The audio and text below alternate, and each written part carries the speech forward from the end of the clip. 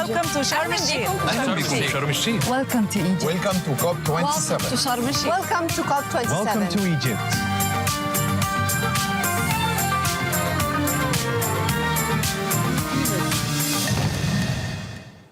أهلاً بكم في مصر. Welcome to Egypt. Our distinguished guests, from Egypt, the cradle of civilization, from Sinai, the blessed land, welcome to COP27. من مصر، مهد الحضارة، من أرض سيناء المباركة، نرحب بكم في قمة المناخ 27 المنعقدة في أول مدينة مصرية. We welcome you to COP27, meeting for the first time in Sharm el-Sheikh, the first green city. Ladies and gentlemen, your meeting today, participating in this summit, is testimony to your desire to put an end to climate change, which is affecting life on our planet. We will be pooling our efforts today together for implementation. That's the slogan of this conference. COP27. Let's not forget that we are in many ways the cradle of civilization in Egypt, but also I think we have a brilliant future ahead of us. I'd like to welcome His Excellency Abdel Fattah el-Sisi, President of Egypt.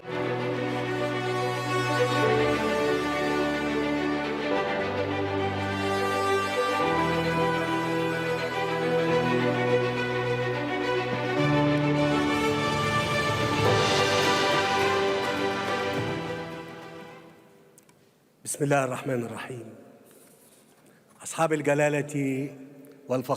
In the name of Allah, the Merciful, Your Majesties, ladies and gentlemen. At the outset, I would like to warmly welcome you, every one of you, to Egypt, this country which I hope you will consider as a second homeland, because we are happy to welcome you on this Egyptian land. We have every intention to work hand in hand with you in all areas, together. Today, we have come together to work on one of the most urgent issues faced by the planet, the issue of climate change. During this conference of parties, the United Nations, from a Convention on Climate Change, coming together during this COP27 held here in Sharm el-Sheikh, a city of peace. In fact, the first city in Egypt that has gone through the beginnings of a green transformation. And across the planet, all eyes are on us today as we initiate this most important conference. There are great expectations for high results as millions of people across the world are looking to us. They are hoping for a healthier environment, a cleaner environment, an environment healthier for development, for life, for work, and more respectful of the diminishing resources of this planet, which must become more sustainable. Millions of people across the planet have their gazes turned towards us, as was the case last year. We're talking about women, children, young people, workers, all human beings across this planet. They all share one future, and they all share one goal and one hope, that same hope that we cherish also here. And through the media, people in all countries are watching us, they have thorny, difficult questions and challenges, and we must pose these questions. Are we today closer to the achievement of our goals compared to previous years? Have we faced our responsibilities as leaders of our government, heads of state? Have we faced the challenges of climate change to protect the most vulnerable? These are key thorny questions, fundamental questions. For example, do we cherish true ambitions to achieve these goals? Can we achieve our goals? Can they be achieved with the goodwill and intentions that we have to achieve those goals that we face due to climate change by pooling our resources? Can we all work together? Do we have any other choice but to bring concrete action together? And so we must respond to the expectations of people across the world, people who are suffering more than ever the consequences of natural catastrophes. The intensity and frequency have never been so severe, and this is true in all four corners of the world. We have seen one catastrophe after another. As soon as we tackle one catastrophe, another arises, wave after wave of suffering and losses, suffering by billions of people. The planet has become a world of suffering today. Therefore, we must step back and reiterate the question, is it not high time today to put an end to all this suffering? Your Excellency, ladies and gentlemen, what does the world need today to overcome today's climate change crisis and to implement the content of our agreements? And the Paris Agreement, it's something that goes beyond mere words. The people of the world are looking to us today, and they want a rapid, concrete implementation of genuine, physical, practical, concrete actions to reduce emissions, to reinforce the ability to adapt, to guarantee the funding necessary for developing countries who today are suffering more than others the consequences of these crises. It is thus that we compiled the catchphrase of this conference, Together for Implementation, the Climate Implementation Summit, because despite all the challenges that we have faced in past cycles, and despite the challenges that we continue to face, despite the numerous difficulties that challenge and undermine our very ability to implement the Paris Accords, to protect our planet, to ensure that global temperatures do not exceed 2.5 degrees or even 3.5 degrees, despite all of the rays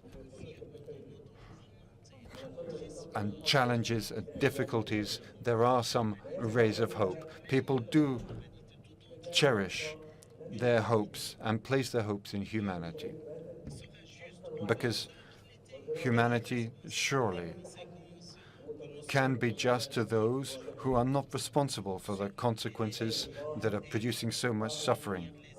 Surely humanity can find the elements of new solutions.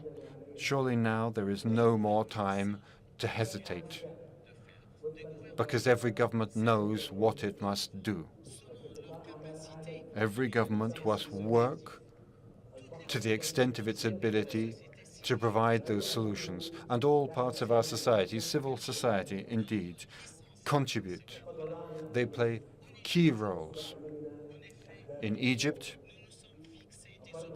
we have established ambitious goals that were set forth in the Egyptian National Strategy for Climate Change, and we are determined to accelerate our transition to green adaptation, towards the use of green resources and energy through legislation and new laws, as well as new governmental mechanisms to ensure a full green transformation, to contribute to creating an environment that is more favorable for environment-friendly investment in food, in energy, in agriculture. Egypt is now determined to focus on and increase investment in these key green areas. Egypt wants to see a transition to a green economy with low carbon emissions. And that is what we call for, to move to concrete action that has clear, tangible impact in the field. Otherwise, we cannot meet these challenges. The key elements for our success already exist, but we need to be determined. We need a strong will to go further towards a future where we do not have a temperature increase of more than 1.5 degrees. Now, that is the future that meets the hopes and aspirations of all people. I should also say that we must be frank and honest. We must be aware of our capabilities and what we can do. The international community is able to achieve progress, to achieve the goals laid out in Paris. We must be inspired by the trust placed in us when we came together.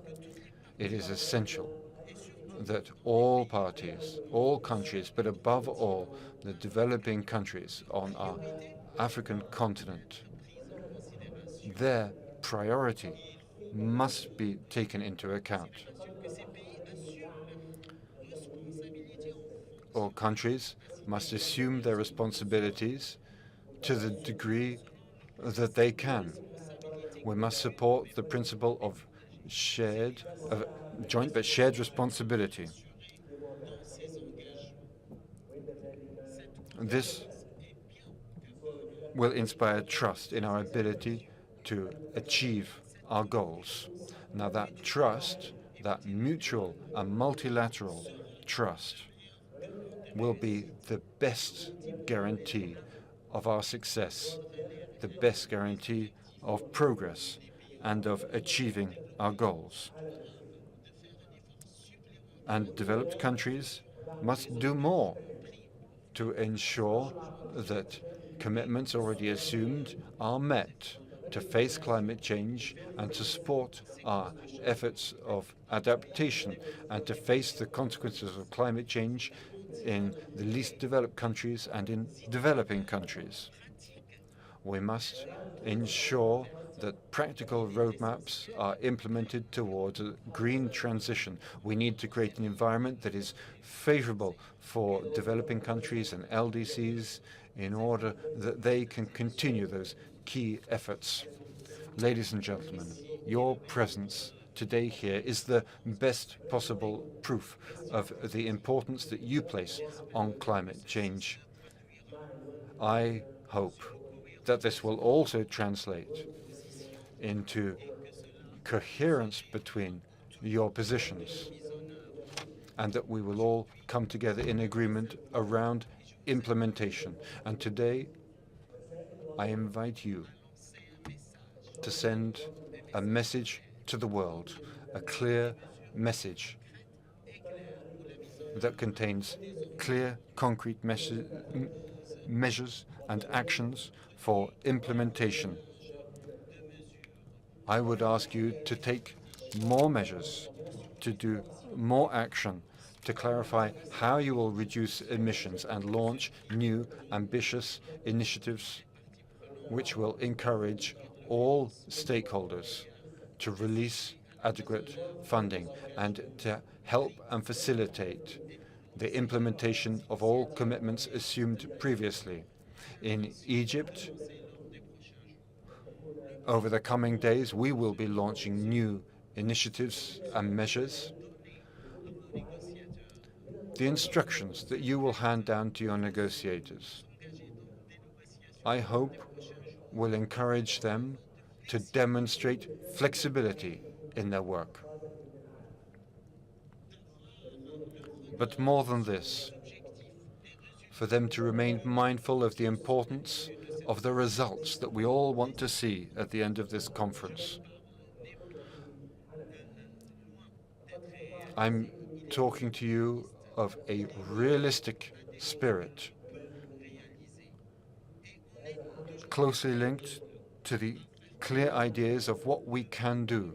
And we can do great things. We can be ambitious yet realistic. We can, together, implement the commitments and obligations that we have assumed. And so, from this rostrum, I urge you to become the model that the world hopes for. This will reaffirm our genuine, practical ability to face the challenge of climate change. Climate change will never stop without our intervention. Your Majesty, Excellencies, ladies and gentlemen, our time here is limited, and we must use every second that we have before the debate is closed. But we have enough time to ensure implementation. There is no time to slip back. There is no space for hesitation. For the sake of future generations, here and now, we are facing a unique historical moment, a last chance to meet our responsibilities. Implementation, implementation, implementation. I wish you every success during your work. May Allah be with you.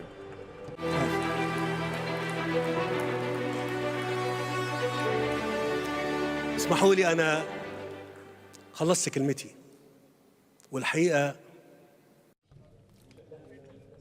Thank you. It is critical that we talk of all of the questions that face us, that we freely discuss with all the leaders of the world these major issues.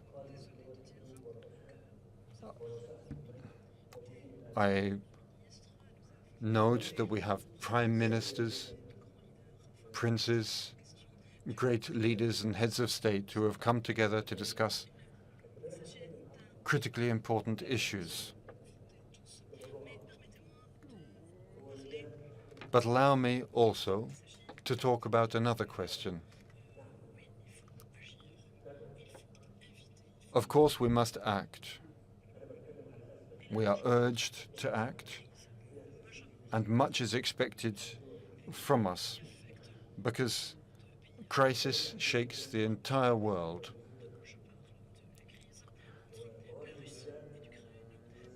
This is another crisis that I want to talk about, the crisis between Russia and Ukraine. And I would like to urge you, this is a sincere appeal for this war to end. This war must end. Please allow me to say the following. My country is not one of the strongest economically.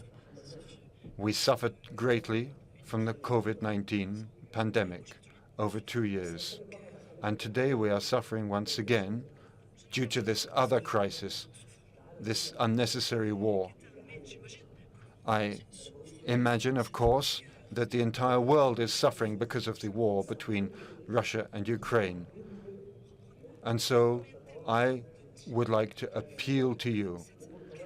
Please, allow me to say this in all respect. This war must stop. This war and the suffering it has caused must finish. This is a sincere appeal.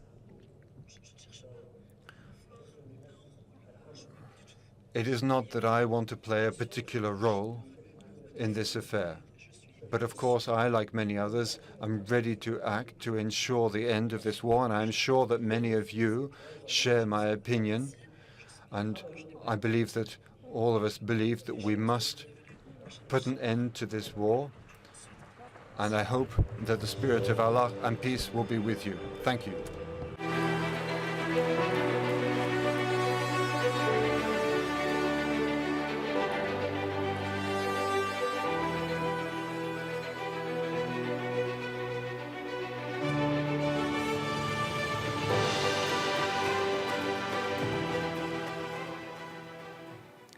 شكراً سيادة الرئيس عبد الفتاح السيسي رئيس. Thank you.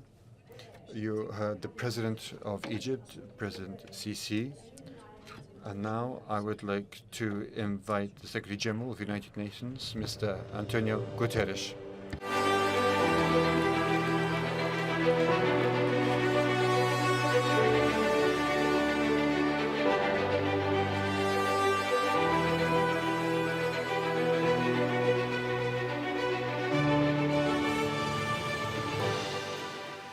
President el-Sisi, thank you very much for this wonderful hospitality and for this spectacular organization. COP27, President Shukri, Your Majesties, Excellencies, dear friends. In just days, our planet's population will cross a new threshold. The 8 billionth member of our human family will be born. This milestone puts into perspective what this climate conference is all about. How will we answer when baby 8 billion is old enough to ask, what did you do for our world and for our planet when you had the chance? Excellencies, this UN climate conference is a reminder that the answer is in our hands. And the clock is ticking. We are in the fight of our lives, and we are losing. Greenhouse gas emissions keep growing. Global temperatures keep rising. And our planet is fast approaching tipping points that will make climate chaos irreversible. We are on a highway to climate hell, with our foot still on the accelerator. The war in Ukraine, other conflicts have caused so much bloodshed and violence and had dramatic impacts all over the world. But we cannot accept that our attention is not focused on climate change. We must, of course, work together to support peace efforts and end the tremendous suffering. But climate change is on a different timeline and a different scale. It is a defining issue of our age. It is the central challenge of our century. It is unacceptable, outrageous, and self-defeating to put it on the back burner. Indeed, many of today's conflicts are linked with growing climate chaos. And the war in Ukraine has exposed the profound risks of our fossil fuel addiction. And today's crisis cannot be an excuse for backsliding or greenwashing. If anything, they are a reason for greater urgency, stronger action, and effective accountability. Excellencies, human activity is the cause of the climate problem, so human action must be the solution. Action to re-establish ambition and action to rebuild trust, especially between North and South. The science is clear. Any hope of limiting temperature rise to 1.5 degrees means achieving global net zero emissions by 2050. But that 1.5 degree goal is on life support and the machines are rattling. We are getting dangerously close to the point of no return. And to avoid that dire fate, all G20 countries must accelerate their transition now in this decade. Developed countries must take the lead, but emerging economies are also critical to bending the global emissions curve. Last year in Glasgow, I called for coalitions of support for high-emitting emerging economies to accelerate the transition from coal towards renewables. We are making progress with the Just Energy Transition partnerships, but much more is needed. And that is why at the beginning of COP27, I'm calling for a historic pact between developed and developing economies, and especially developed and emerging economies, a climate solidarity pact. A pact in which all countries make an extra effort to reduce emissions this decade in line with the 1.5 degree goal. A pact in which wealthier countries and international financial institutions provide financial and technical assistance to help emerging economies speed their own renewable energy transition. A pact to independence on fossil fuels and the building of new coal plants, phasing out coal in OECD countries by 2030 and everywhere else by 2040. A pact that will provide universal, affordable, sustainable energy for all. A pact in which developed and emerging economies unite around a common strategy and combine capacities and resources for the benefit of humankind. The two largest economies, the United States and China, have a particular responsibility to join efforts to make this pact a reality. And this is our only hope of meeting our climate goals.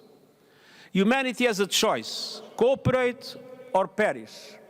It is either a climate solidarity pact or a collective suicide pact.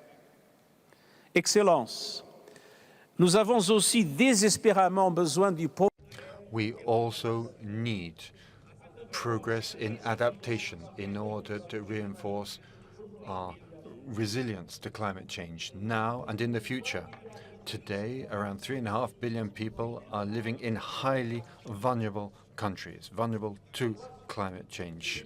In Glasgow, in the developed countries promised to double their contributions between now and 2025.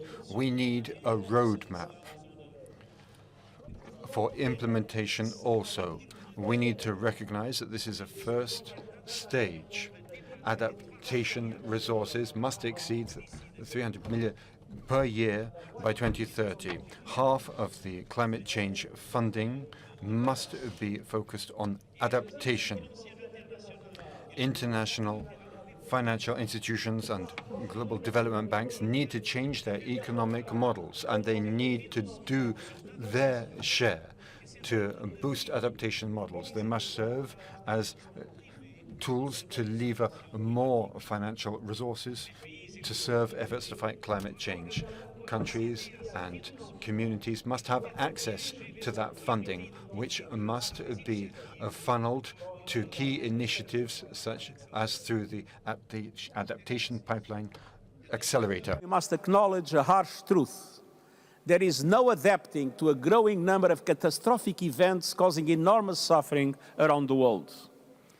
The deadly impacts of climate change are here and now. Loss and damage can no longer be swept under the rug. It is a moral imperative. It is a fundamental question of international solidarity and climate justice. Those who contributed least to the climate crisis are reaping the whirlwind sown by others. And many are blindsided by impacts for which they had no warning or means of preparation.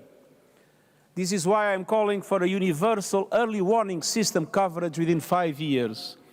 And it is why I am asking that all governments tax the windfall profits of fossil fuel companies. Let's redirect that money to people struggling with rising food and energy prices and to countries suffering loss and damage caused by the climate crisis.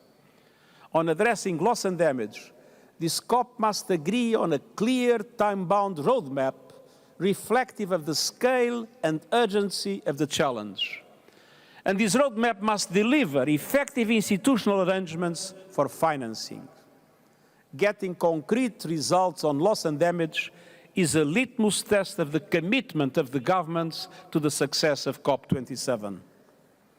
Excellencies and friends, the good news is that we know what to do, and we have the financial and technological tools to get the job done. It is time for nations to come together for implementation. It is time for international solidarity across the board. Solidarity that respects all human rights and guarantees a safe space for environmental defenders and all actors in society to contribute to our climate response. Let's not forget that the war on nature is itself a massive violation of human rights. We need all hands on deck for faster, bolder climate action. A window of opportunity remains open, but only a narrow shaft of light remains. The global climate fight will be won or lost in this crucial decade on our watch. And one thing is certain, those that give up are sure to lose. So let's fight together and let's win for the 8 billion members of our human family and for generations to come. Thank you.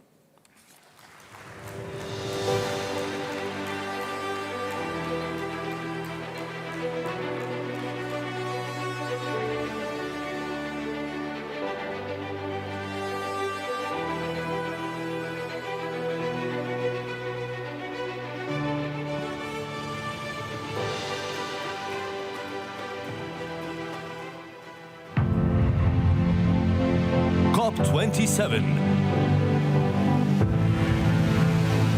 Sharm el-Sheikh, Egypt. Together for implementation.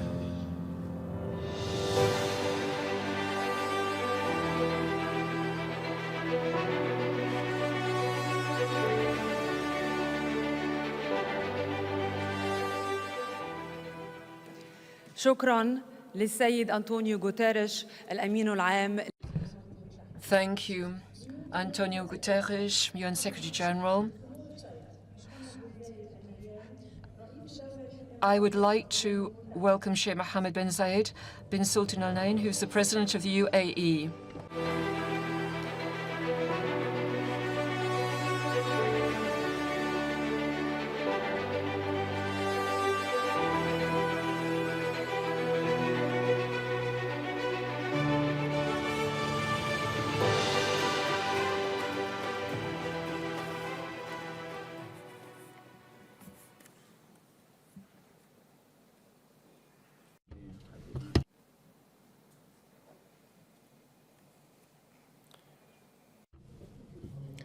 Your Excellency,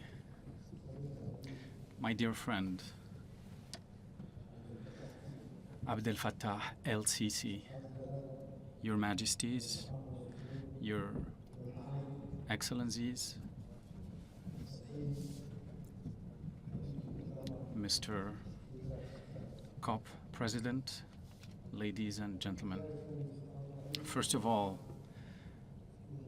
Your Excellency President, we are with you in what you said. Indeed, we need peace, we need dialogue, and we need the war to stop. First of all, I would like to thank the Arab Republic of Egypt and the Secretariat of the UNFCCC for organizing and hosting the 27th session of the Conference of the Parties, COP27. Here we are gathered today at a critical moment for our planet. Our world is facing intricate and complex challenges, including climate change, which has become so impactful on stability and security around the world. And since we only have one planet, it is essential that we bring together our efforts in order to address this challenge by engaging in climate action, which we see as an opportunity for innovation, for solution making, and economic diversity. Ladies and gentlemen, the UAE is known as a responsible supplier of energy and will continue to play this role for as long as the world needs oil and gas. And given that geology has its own logic, well, oil and gas, ladies and gentlemen, in the UAE is among the least carbon-intensive oil and gas around the world. And we will focus on lowering carbon emissions emanating from this sector. And this is not a new effort that we're going to undertake.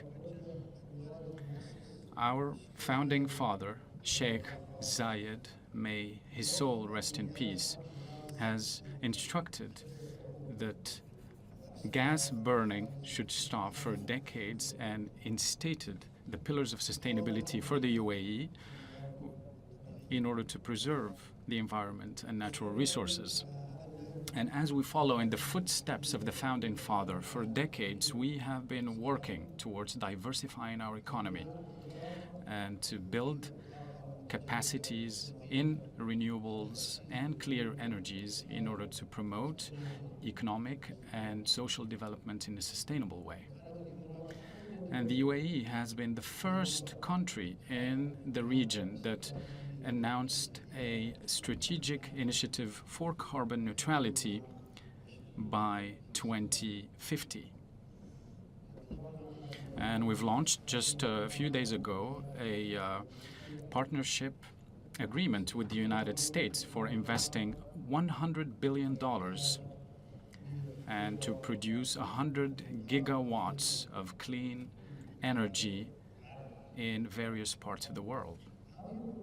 This initiative, among others, create new sectors, new skill sets, and new jobs. And it also helps the spark of hope to remain and to continue in as far as we want to keep tabs on global warming. Ladies and gentlemen, the UAE continues its efforts to build bridges of cooperation and communication with members of the international community. And as we prepare for COP28 in the city of Dubai Expo in year 2023, we will be focusing on supporting the implementation of the outcomes of the previous COPs and also to make sure that the first global stock take in the wake of the Paris Agreement. We will also focus on engaging everybody, all stakeholders, with proper and adequate representation of women, and also making sure that youth from around the world will partake and also further promote their enthusiasm for sustainable solutions. We are pleased to address an open invitation to all to cooperate in finding practical solutions that contribute to addressing the issue of loss and damage, as well as create new opportunities for sustainable economic development for humanity all over the world.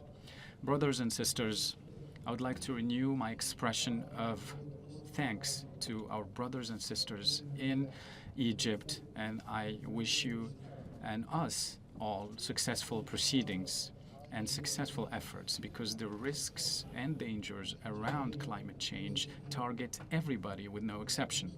And because the future of our children and the children of our children will hinge on the steps that we'll take today. Thank you.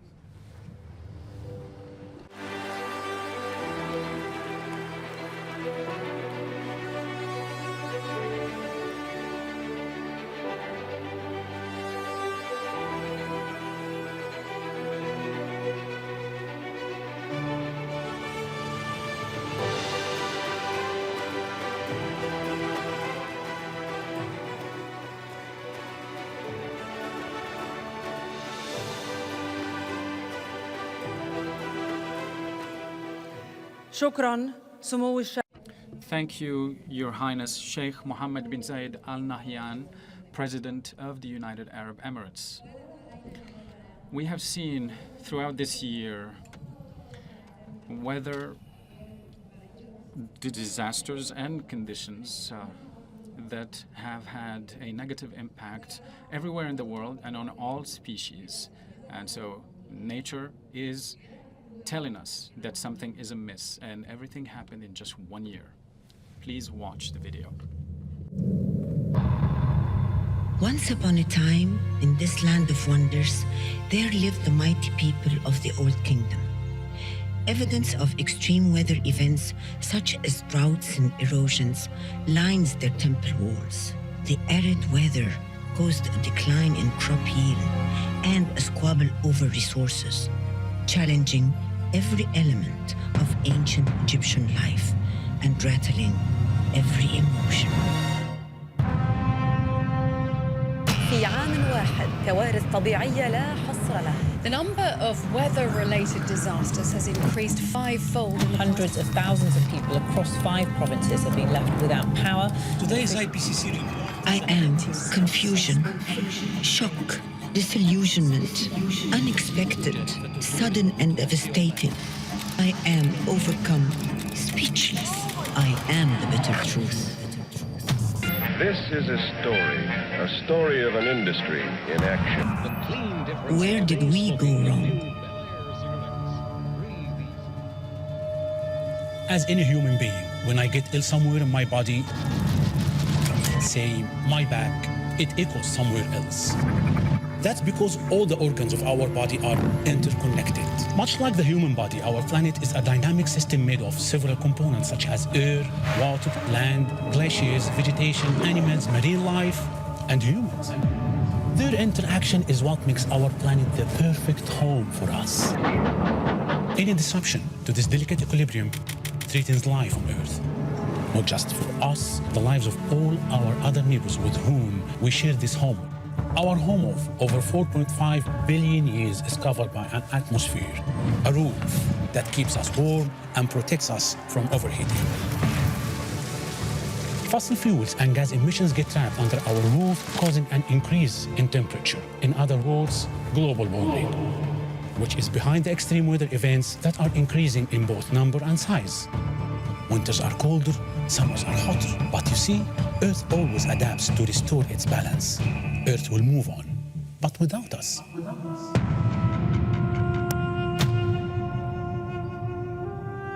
I am anger, hostile and enraged. Look at them. These are your most vulnerable. I am the wrath. Eh ben, il y a eu une tempête. C'était une catastrophe. J'ai tout perdu. J'ai perdu ma maison. J'ai perdu des amis. Ma femme est traumatisée. Moi, je suis traumatisé. Ma petite aussi. Did the latest headlines distract you from thinking about what has happened to them? After you switch the channel? I look like terror and destruction. يا صاحي البيوت طبعا اتأثرت بالمياه، يعني مجرد ما خشت المويه البيوت استسلمت ووقعت. لا أنا حكاية شهرية، أنا تعريها 3 شهور. أنا ما دخلت ألاقي لي شحمة. I am the darkness that devours you, your flaming blood. I am sadness, sorrow, and grief. Stop, take a closer look. This is a person just like you, with the same needs as you. Are their futures not as bright as yours? Their dreams not as big? इन सैलाब जे करे असांजे ॻोठ में पाणी अचियो असांजा school बुॾी विया असांजा घर कचा हुआ उहे बुॾी विया ऐं असां हिते टेंट में रहूं था ऐं असां हिते स्कूल खोलिया आहिनि इहो टेंटुनि वारा ऐं उते असां पढ़ूं था I stand for 3 billion people who can't feed their kids. This is your pain, your trees, your home, your school, your child, your doll. I am the wounds that can't heal. I am the pain with no end. I am despair, agony. I am the hurt everywhere. The screams, the cries, the anguish. Η φωτιά πάντα αφήνει κόστος, είτε ψυχολογικό κόστος, είτε οικονομικό, κάτι θα σου αφήσει, κάτι θα σου πάρει. Πάντα αλλάζει η ζωή των ανθρώπων. Αλλιώς ήμασταν πριν 30 χρόνια και αλλιώς θα είμαστε μετά από 40 χρόνια. Επειδή όμως ήταν αποπνικτική η κατάσταση, ο γιος μου φοβήθηκε από μένα μήπως πάθω κάτι και λέει πατέρα πάμε να φύγουμε. Are their communities not as deserving? This is the water you have stopped from flowing. The pollution you brought yourselves and others. I am suffocation, congested and off balance. These are the gifts you have plundered, the cultivated land you have soiled. Are you okay? Yeah, I'll jump on one. Okay. Dad, I love you. I am your heart, shattered in pieces. These are your slain men and women. The gloom, disappointment, the isolation. I am those you have made to weep. When will it be enough? I am the drought where water once flowed. Your rising blood pressure flooding your coastlines. I am the threat, the fear that lurks in the shadow, the threat to your future. I am endangerment. خلال رحلتي في التصوير ابتديت ألاحظ أماكن اختفت، أماكن منسوب المياه فيها بيعلى، منسوب المياه فيها بيقل. اسكندرية موطني، بقالنا سنين بنتكلم عن تغيير في المناخ، آن الأوان أن العالم ينظر نظرة جادة للموضوع ده. لما بسمع إن اسكندرية ممكن تغرق في يوم من الأيام قلبي بيتقبض جدا يعني. I am worried. Do I make you nervous, insecure? I will be nostalgia. I am the ticking clock. Tick-tock. The time you don't have, the race you must win. Where will you go? What will you see? What will you eat? I am the terror of an uncertain future. And I put all your plans at risk. I'm anxiety. The what now? Your body in panic mode, your rapid pulse, the fight or flight. And I cascade.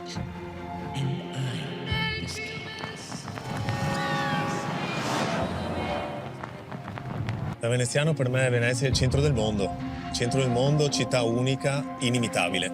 Ripeto, pensare che sparisca una città monumento del genere, unico al mondo, è sì che facciano tutto quello che è nelle loro possibilità per salvare Venezia e a questo punto non solo perché tutte le città che sono in riva al mare hanno lo stesso problema che a Venezia. Please save our city. His city is your city. I need less talk, more action. All this is not without hope. That's the beauty of our planet. It keeps giving us chances.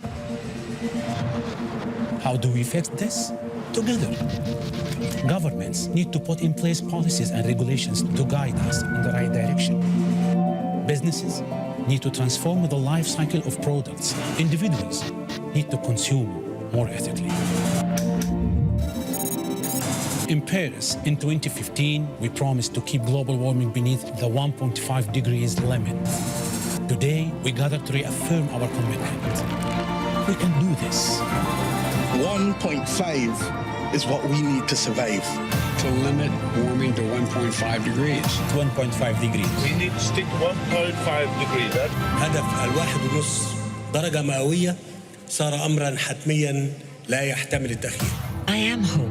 I am what heals, what brings you together, found where the solutions are. Vertical farming is a very new, promising technology, but there's very little experience in how to run, operate, get a commercially successful vertical farm. I am your pride, your potential. अगर solar हुँदो त असां ॾाढी ख़ुशी थींदी असां रोशनी थींदी असांजे ॻोठ में रोशनी मिलंदी असांखे सोचरो हुजे त असां बच्चा सुकून सां सुता पिया विझनि असीं रात जो कमु करे सघूं पंखो मथां हुजे बच्चा असांजा सुकून सां सुता पिया I am the smile on his face, the butterflies in your stomach, the conviction that you are more powerful than you think.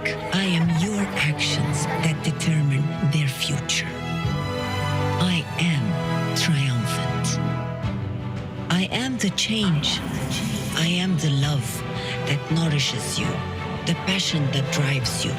I am that feeling of home, your shelter, the roof that protects you. I energize, I empower you. I come in the shape of implementation. I could be measured. I sound like communication, awareness, commitment. I am the love you find every day and everywhere. You feel me in the oceans, the soil, the mountains, the sky, and the forests. They say I'm blind, leave no one behind. Celebrate our differences. I am despair, but I'm also joy. I am the fear, but also the hope. I am the problem, but I could be the solution. We are the emotions that need no language.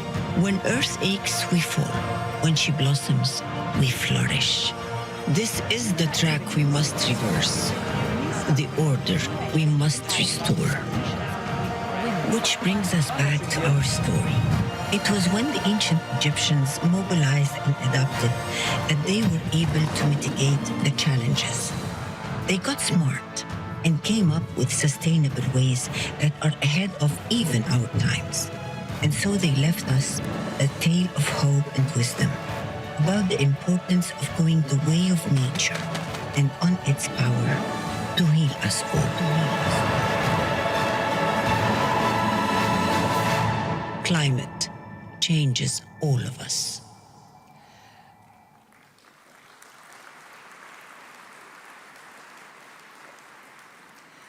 منذ العام الماضي والدورة 26 من قمة المناخ COP. Thank you. Last year, we had COP26. But since then, climate change has accelerated. We have seen many serious weather events in the past year. And now I would like to give the floor to Mr. Macky Sall, the President of Senegal and President of the African Union.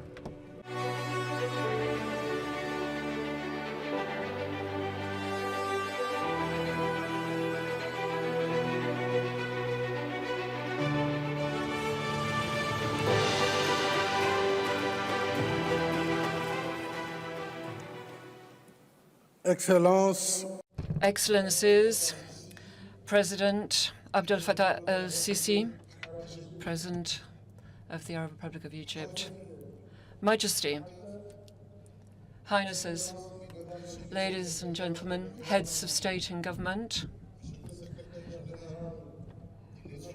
UN Secretary General, President of COP27, ladies and gentlemen. On behalf of Africa, I would very much like to thank you and indeed congratulate you, dear brother, President el-Sisi, for your very kind invitation and the very warm welcome that has been extended to us as we arrived in Egypt. I think this is something which testifies to the friendship between the Arab world and the African world. Everything has been said so far on the climate emergency that is bringing us all together today. Scientific papers and studies have on more than one occasion alerted us to this. Every single day we are seeing extreme weather events, testimony to climate change. Now, more than ever, we must act to save our planet. We have to implement the Paris Agreement. Africa is deeply attached to doing this with our Great Green Wall, which is bringing together 11 African states in the Sahara region. We have many activities to restore land and to reforest, as well as to create forestry activities, livestock activities. Ladies and gentlemen, although we contribute to the tune of less than 4% in terms of greenhouse gases, Africa is behind low carbon development. We're fighting for climate resilience. We think this has to be a goal so that we achieve carbon neutrality by a reasonable time frame. We are in favor of green transition, a just, fair and equitable transition, instead of decisions being taken that harm our development processes, including universal access to electricity. 600 million Africans are still deprived of that. With the Congo Basin forests, our Congo also hosts a quarter of what still remains in terms of tropical forests for our planet. It means that we host one of the rare green lungs of our planet. And of course, all these are able to sequester carbon. We need to move ahead to adapt to climate change. We are certainly bearing the brunt and the cost of this. We are developing green development, and very often we use debt to do this. The implementation of adaptation is something that should be funded by grants and donations as per agreed conventions. We have our adaptation fund, and we have partner countries, and together in September last, we launched a call for action to implement the program to speed up adaptation in Africa. And I'd very much like to publicly thank European states here and the foundation who were partners, who contributed to the tune of 90 million euros for that, to give us, it's a leverage in that we have been able to use in order to get adaptation funds. Accumulated funding for adaptation anticipated before 2030 will unfortunately account for less than a quarter of the estimated needs that Africa has as part of their NDCs nationally. Sharm el-Sheikh, I believe, both for developed and developing countries, offers us an opportunity to either make history or, if you like, be a victim of history. Make history by shouldering and honoring our commitments, including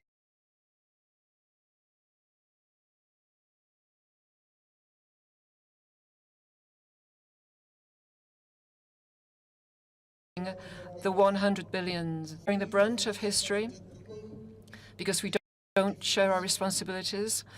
There have to be shared and differentiated responsibilities whereby those who pollute the most should pay the most in order to get our planet off this track of climate crisis. We have come as Africans to Sharm el-Sheikh in order to save our planet. We are determined to make history rather than simply be victims, passive onlookers of history. Together with our partners, we will do all we can to ensure that the Sharm el-Sheikh COP is not simply a business as usual, bearing in mind, and we've just seen the video, how this hangs over our humanity, but act for future generations as well as current generations. We cannot stay within the realm of promises, but have to move to action to solve and save our planet, our common home. Thank you.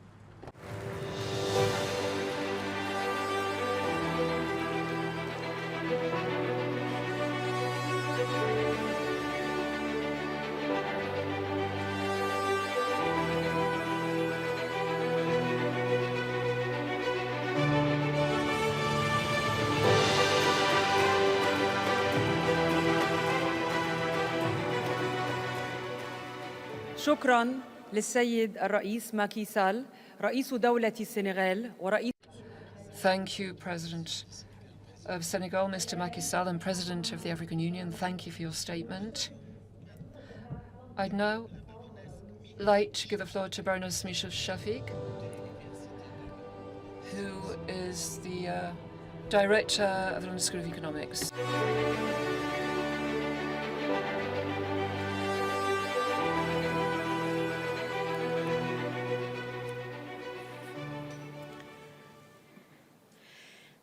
I am honored to speak here today in the country of my birth, a country that has been the cradle of human civilization for millennia, on a topic that will determine the future of human civilization and whether it lasts for more millennia.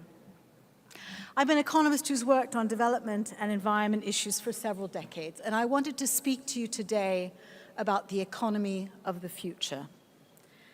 But before doing that, let me start with a story from the past.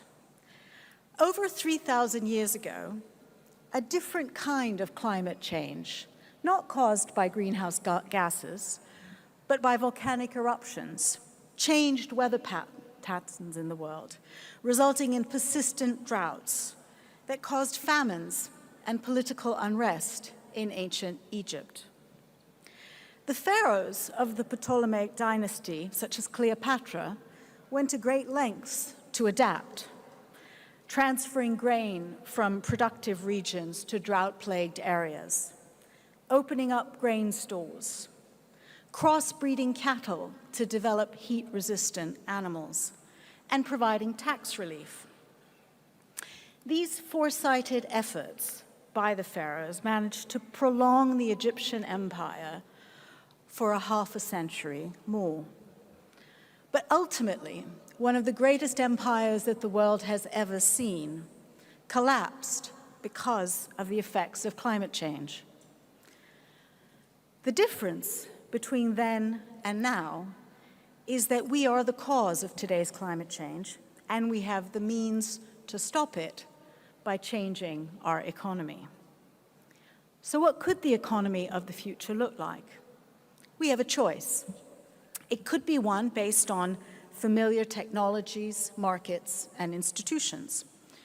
We could continue with polluted air and water, where our children suffer from respiratory diseases and 8 to 10 million people die each year from air pollution.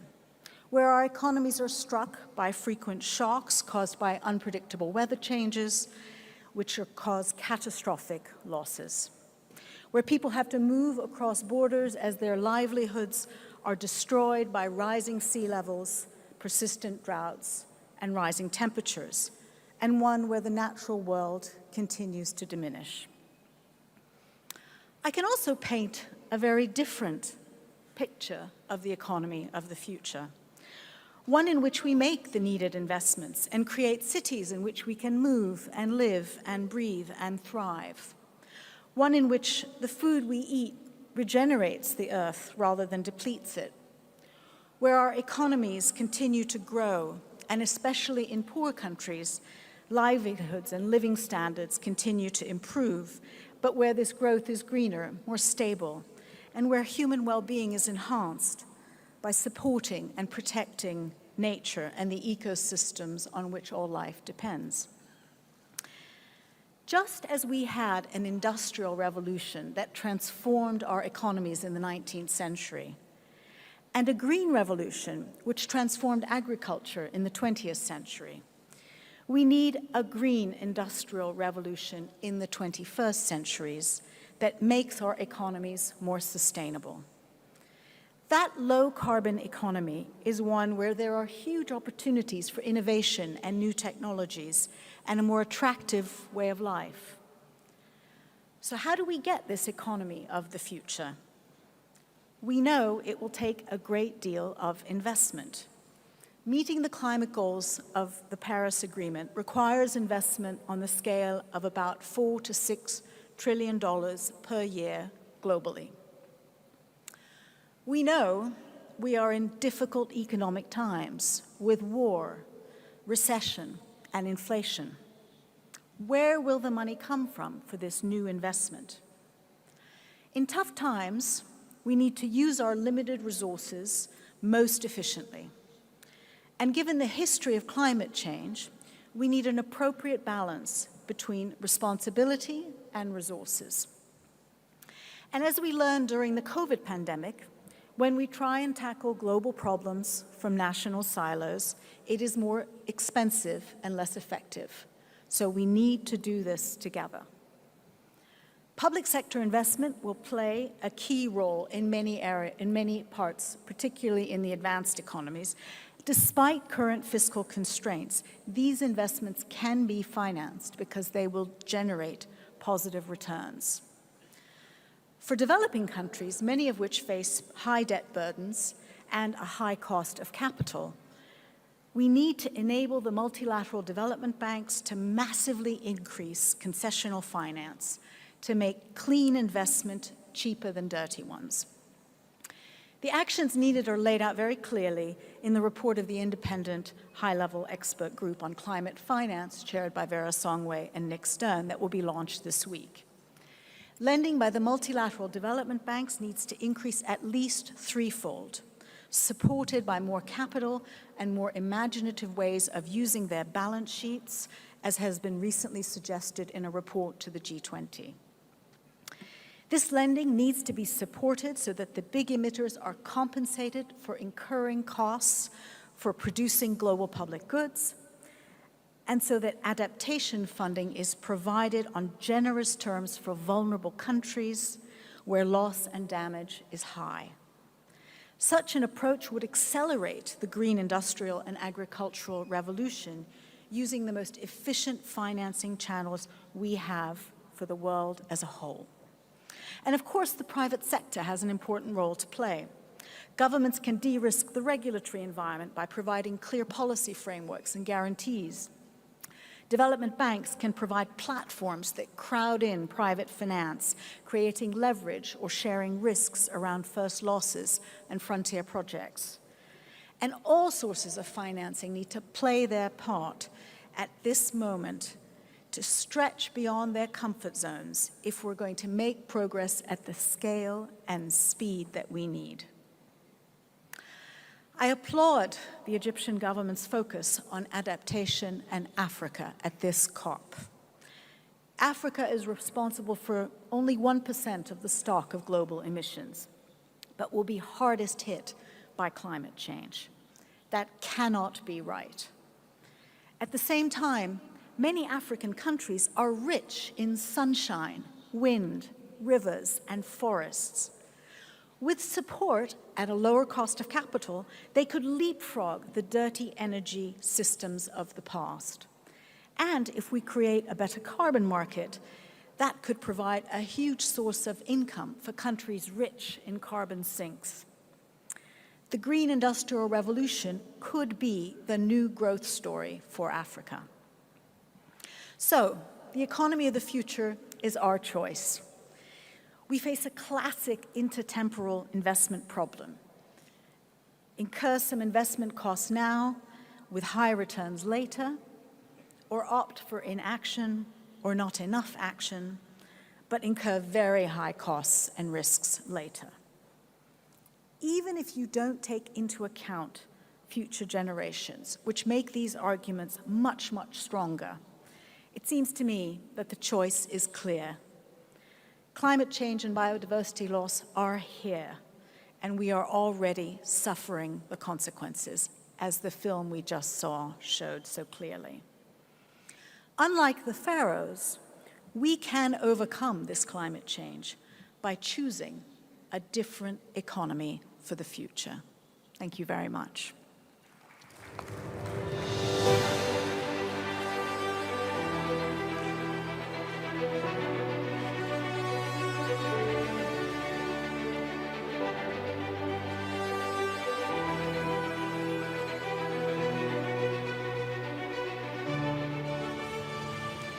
شكراً للبارونيس مينوش شفيق رئيسة جامعة لندن للاقتصاد. I would like to thank Baroness Minouche Shafik of the London School of Economics. Young people are the force behind the future, and they offer humanity a bright future. We will now listen to a young lady who has adopted a cause on behalf of all of humanity and has worked to fight climate change herself. I would like to give the floor to Ms. Leah Namugerwa, a climate activist from Uganda.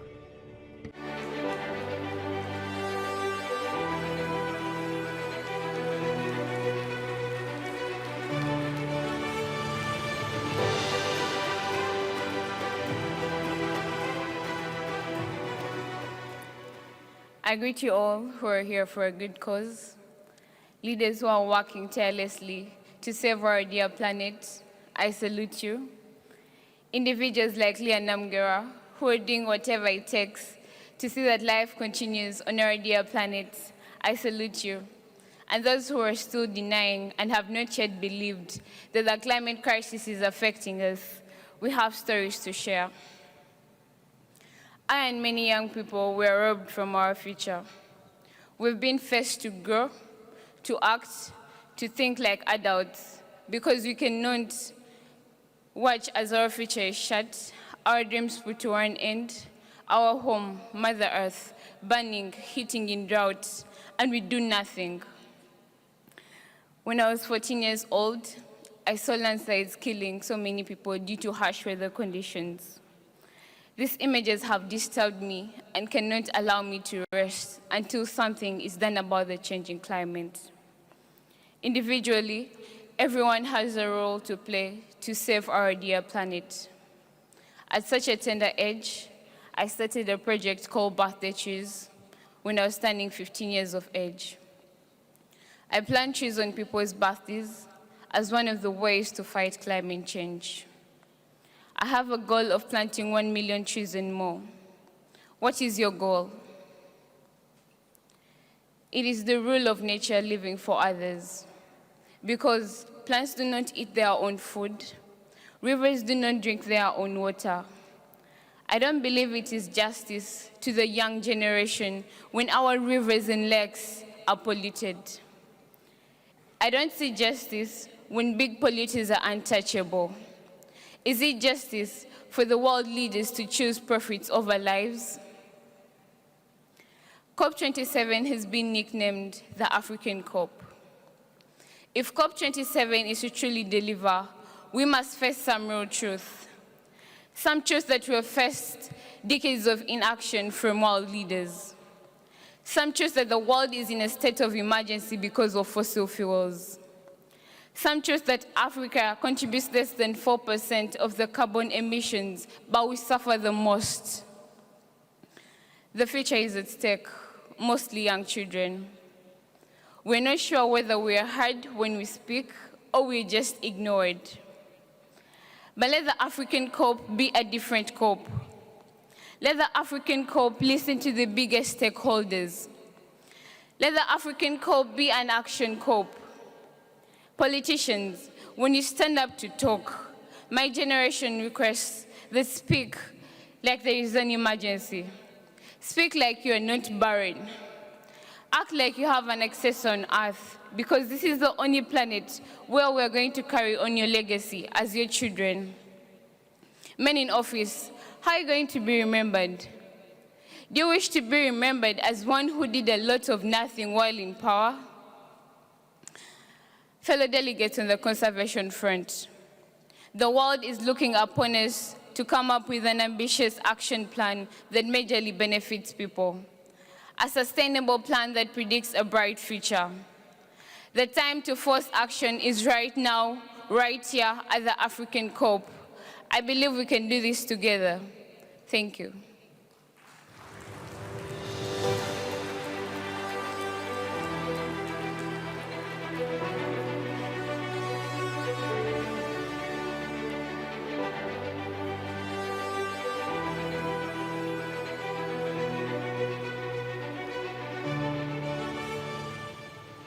شكراً ليانا موغيرا ناشطة المناخ من أوغندا. I would like to thank Ms. Leah Namugewa, climate activist from Uganda. Dear hosts, ladies and gentlemen, I would now like to welcome the 2007 Nobel Prize winner, fighter for the climate and for Earth, former Vice President of the United States, Mr. Al Gore.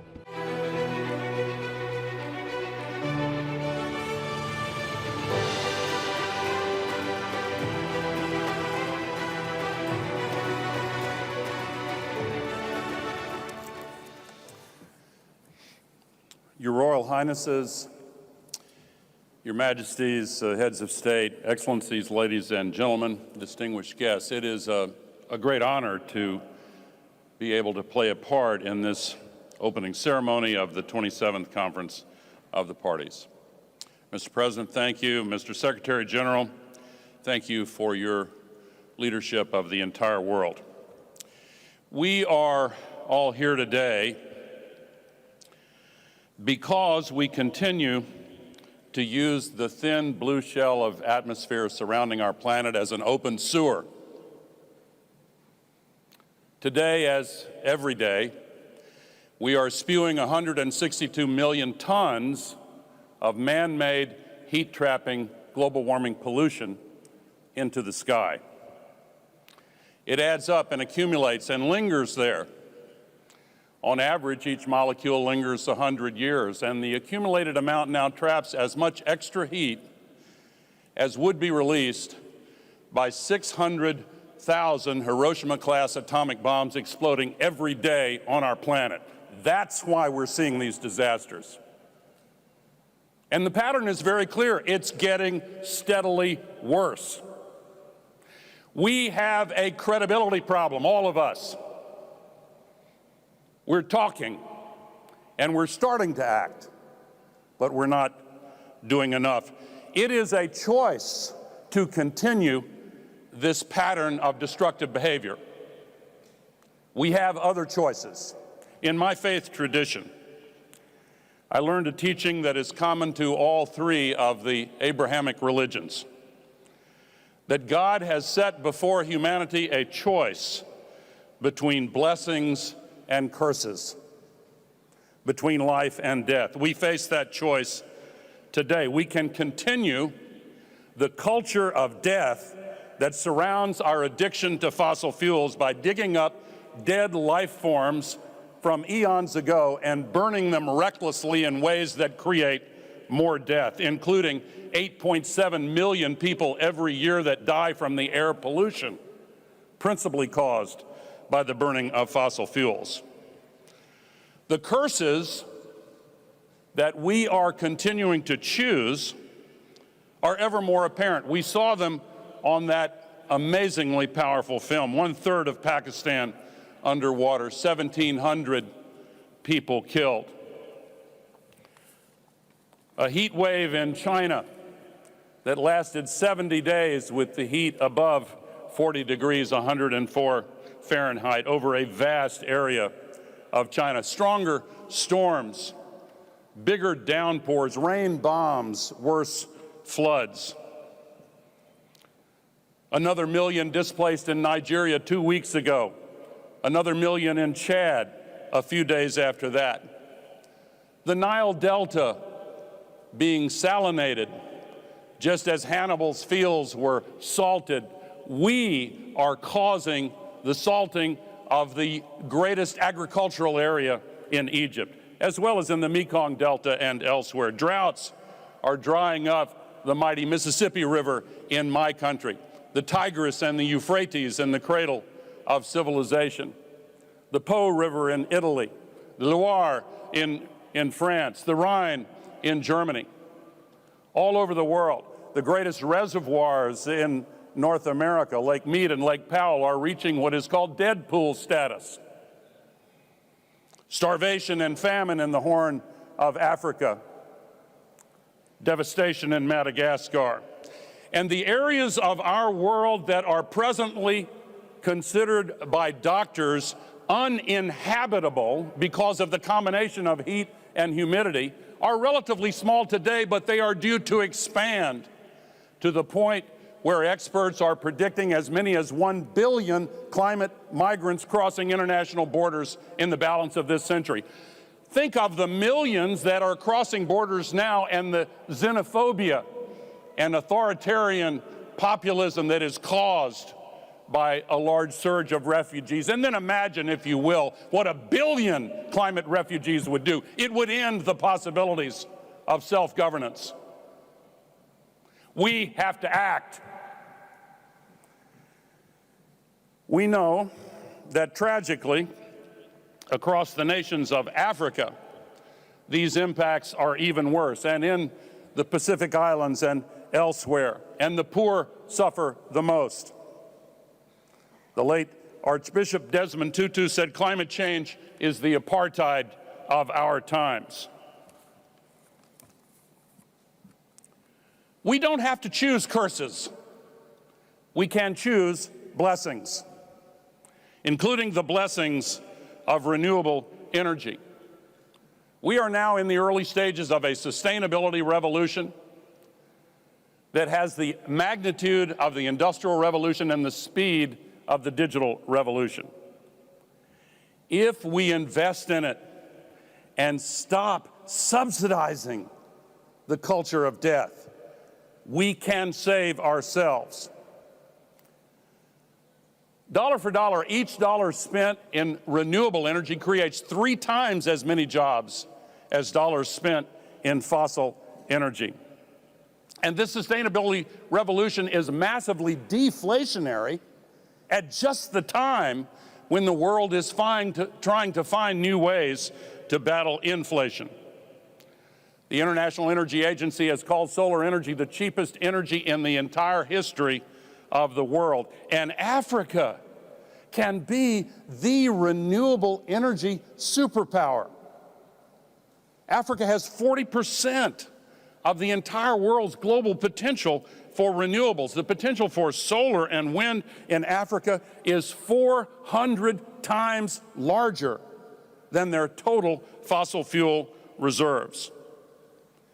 And these are real possibilities. This is not pie in the sky. If you look at all of the new electricity generation installed worldwide last year, 90% of it was renewable because it is cheaper almost everywhere, and in 2 years it will be cheaper in 100% of the world.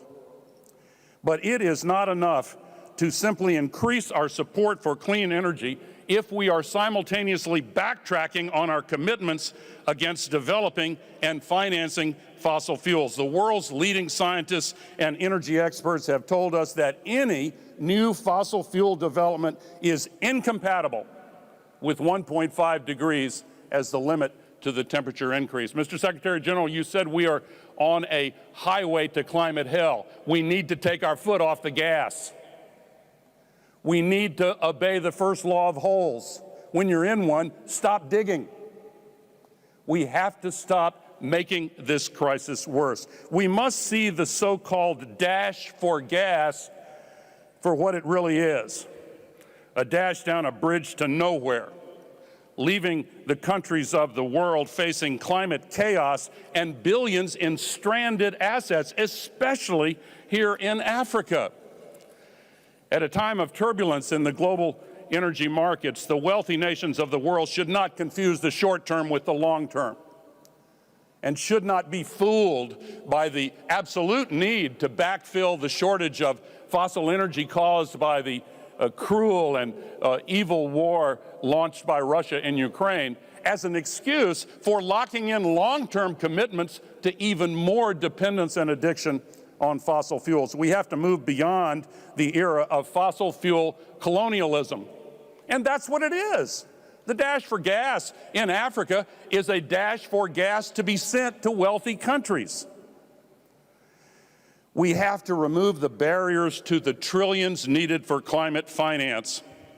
And the scale of what is needed can only be provided by the private sector. I support governments paying money for loss and damage and adaptation, but let's be very clear that that's a matter of billions or tens of billions. We need $4.5 trillion per year to make this transition, and that can only come by unlocking access to private capital.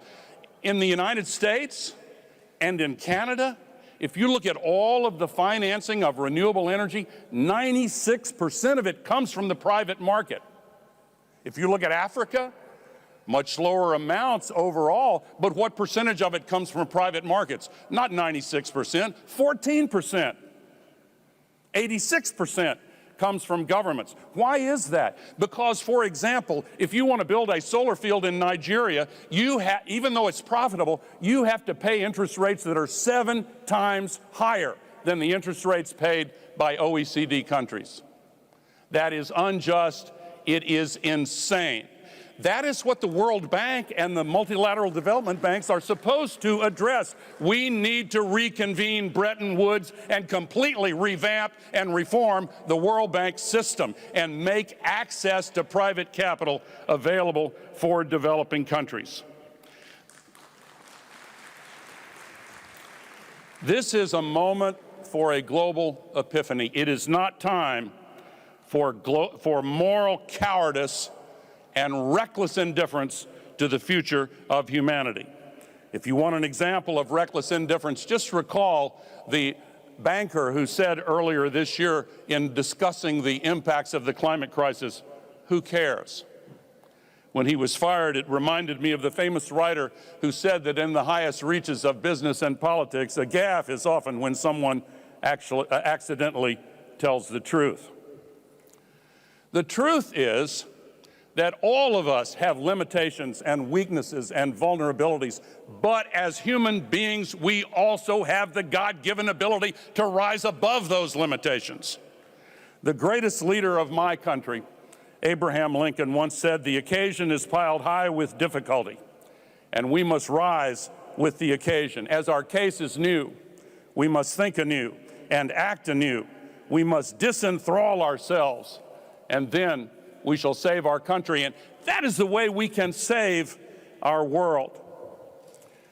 More is needed, but we have the basis for hope. Just days ago, the people of Brazil chose to stop the destruction of the Amazon. Earlier this year, the people of Australia chose to start leading the renewable energy revolution. Earlier this year, the people of my country chose leaders who enacted at long last the biggest and most ambitious climate legislation in the history of the world. The world has passed and enacted the Kigali Amendment. We have the basis for hope. If we actually do reach true net zero, the scientists tell us temperatures will stop going up with a lag time of as little as 3 to 5 years. And if we stay at true net zero, half of all of the man-made CO2 will fall out of the atmosphere in as little as 25 to 30 years. But we have to choose blessings instead of curses. We have to choose life over death.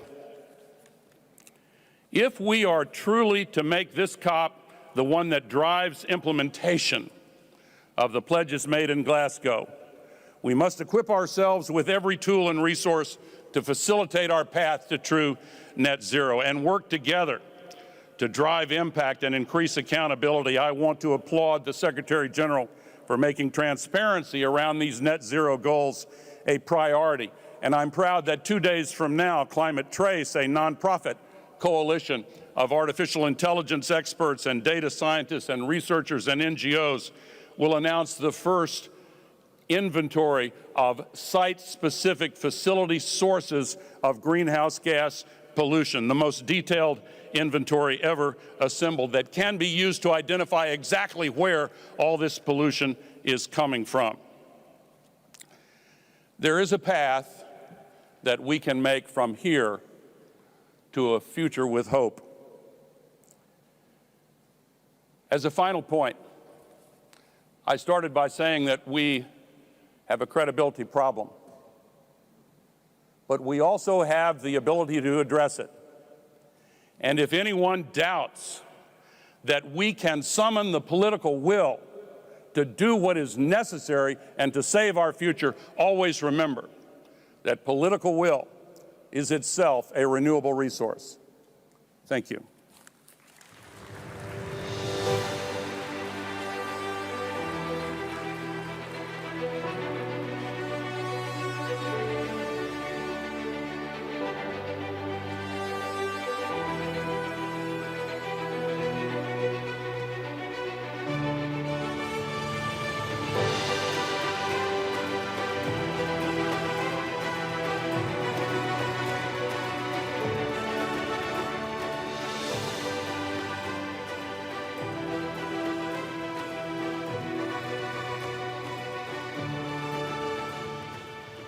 Shukran. Thank you, Mr. Former Vice President of the United States, Al Gore. Peace Nobel Prize laureate. Now, please allow me to call on Ms. Veronica Eyring of the University of Bremen.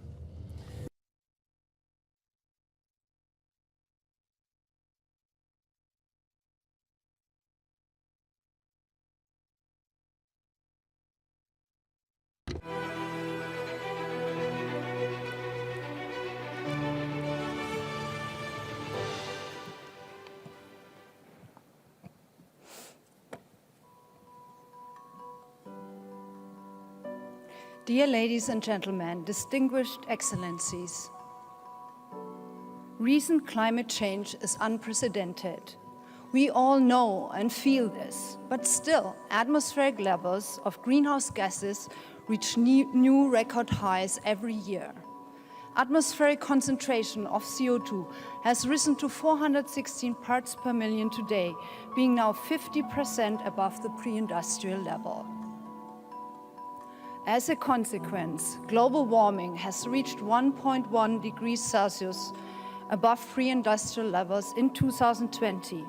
This is already very close to the Paris Agreement to limit global warming to near 1.5 degrees. The speed of this warming is rapid, and it is unprecedented in more than 2,000 years. Over the history of our planet, changes in global temperature were caused by natural events, like volcanic eruptions, the sun's activity, and orbital cycles. But the warming we observe since 1850 is not caused by natural events. It is caused by human activities emitting CO2 and other greenhouse gases, also causing widespread, rapid, and intensifying climate changes across the entire Earth system, which will increase with any additional further warming. In every region of the world, we are seeing out-of-control climate impacts, with extreme events becoming more frequent and more severe. Many of the recent extremes would have been highly unlikely to occur without human-induced climate change. Across sectors and regions, the most vulnerable people and ecosystems are disproportionately affected by these changes. The rise in extremes has led to some irreversible impacts as nature and humans are pushed beyond their ability to adapt. So what are our possible futures? These are the 5 CO2 emission scenarios assessed by the IPCC that depend on the level of climate change mitigation. 2 low scenarios in blue, where CO2 emissions immediately decline, 2 high scenarios in red, where they continue to rise, and an intermediate. And these are the corresponding temperature projections for each scenario. As you can see, only in the lowest emission scenario in the upper left, global warming projections stay close to 1.5 degrees by the end of the century, while in all others, projected warming is much higher. These climate projections provide a clear signal to COP27. To limit to 1.5 degrees, we need to cut CO2 emissions by around 45% by 2030. This is already in 8 years. And they must decline further to achieve net zero by 2050, followed by negative CO2 emissions throughout the rest of the century. Immediate, deep and sustained reductions of methane and other greenhouse gases are also required. Otherwise, limiting warming to 1.5 degrees will be beyond reach. But we are not on track. Not with policies that were implemented by December 2020, not with COP26 pledges, and not with policies currently in place that with no additional action are projected to lead to a global warming of 2.8 degrees. Distinguished Excellencies, this is falling far short of the Paris goals with no credible pathway to 1.5 degree in place. Much stronger mitigation measures are needed to keep warming below 1.5 degrees, even for limiting it to 2 degrees. This demands immediate, critical steps to shift societies, economies, and technologies towards net zero emissions across all sectors and all regions. It requires a systematic change, turning away from fossil fuel use, from exploitation of natural resources, and from unsustainable agriculture, forestry, and other land use. The next few years are critical. We have the know-how to take meaningful, more decisive climate actions, creating new economic opportunities for zero-carbon technology and conserving, protecting, and restoring ecosystems. Now is the time.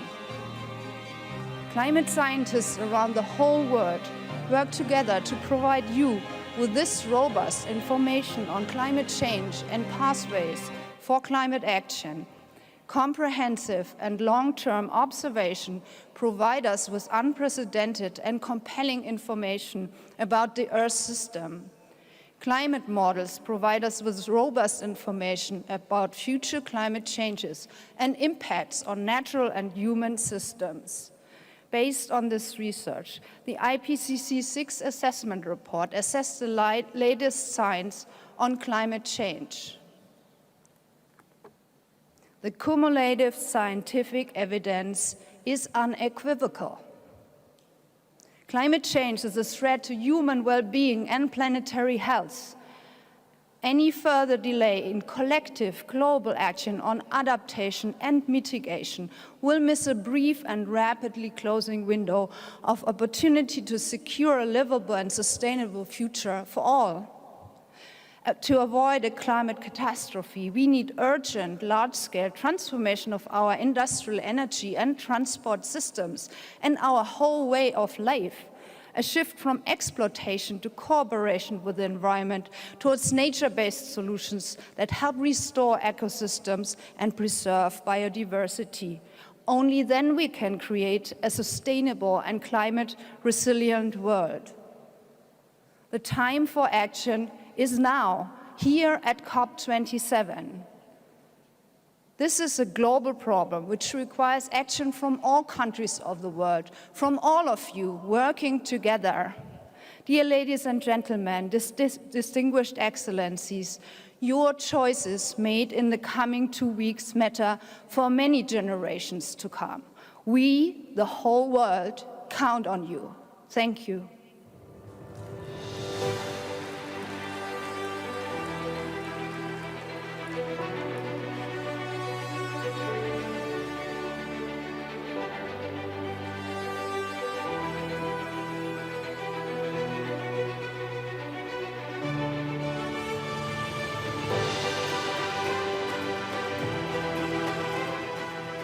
شكراً.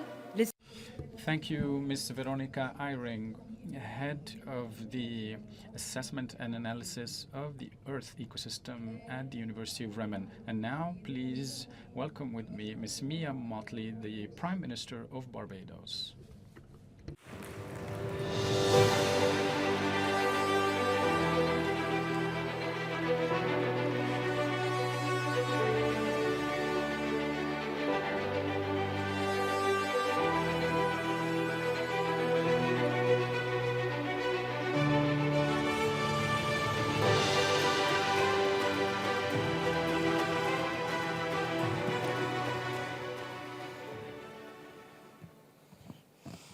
Excellencies, distinguished ladies and gentlemen, permit me to thank you, Your Excellency, President el-Sisi, for your wonderful hospitality and for all courtesies extended to us.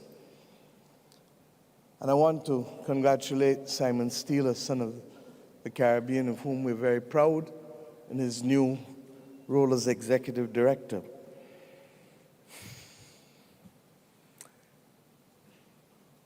I came here to say a few things, but the chorus that we've had from this stage has been clear. I don't need to repeat that we have the power of choice. Every speaker on this platform has done that. I don't need to repeat that this is the COP that needs action. All of us, as a chorus, have said that. I don't need to repeat the horror and the devastation wreaked upon this earth over the course of the last 12 months since we met in Glasgow, whether the apocalyptic floods in Pakistan, or the heat waves from Europe to China, or indeed, in the last few days in my own region, the devastation caused in Belize by Tropical Storm Lisa, or the torrential floods a few days ago in St. Lucia. We don't need to repeat it, because a picture spoke 1,000 words earlier. But what we do need to do is to understand why we are not moving any further. 1.5 to stay alive cannot be that mantra. And I take no pride in being associated with having to repeat it over and over and over. We have the collective capacity to transform. We're in the country that built pyramids. We know what it is to remove slavery from our civilization. We know what it is to be able to find a vaccine within 2 years when a pandemic hits us. We know what it is to put a man on the moon, and now we put in rover on Mars. We know what it is.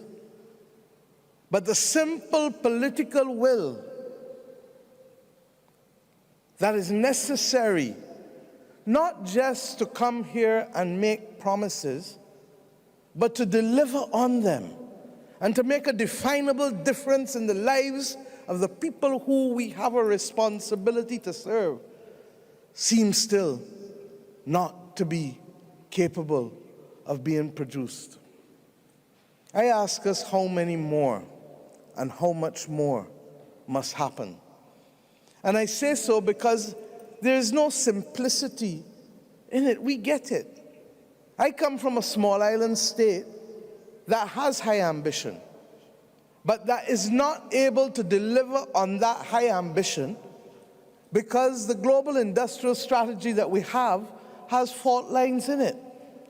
Our ability to access electric cars, or our ability to access batteries or photovoltaic panels, are constrained by those countries that have the dominant presence and can produce for themselves, but the global south remains at the mercy of the global north on these issues.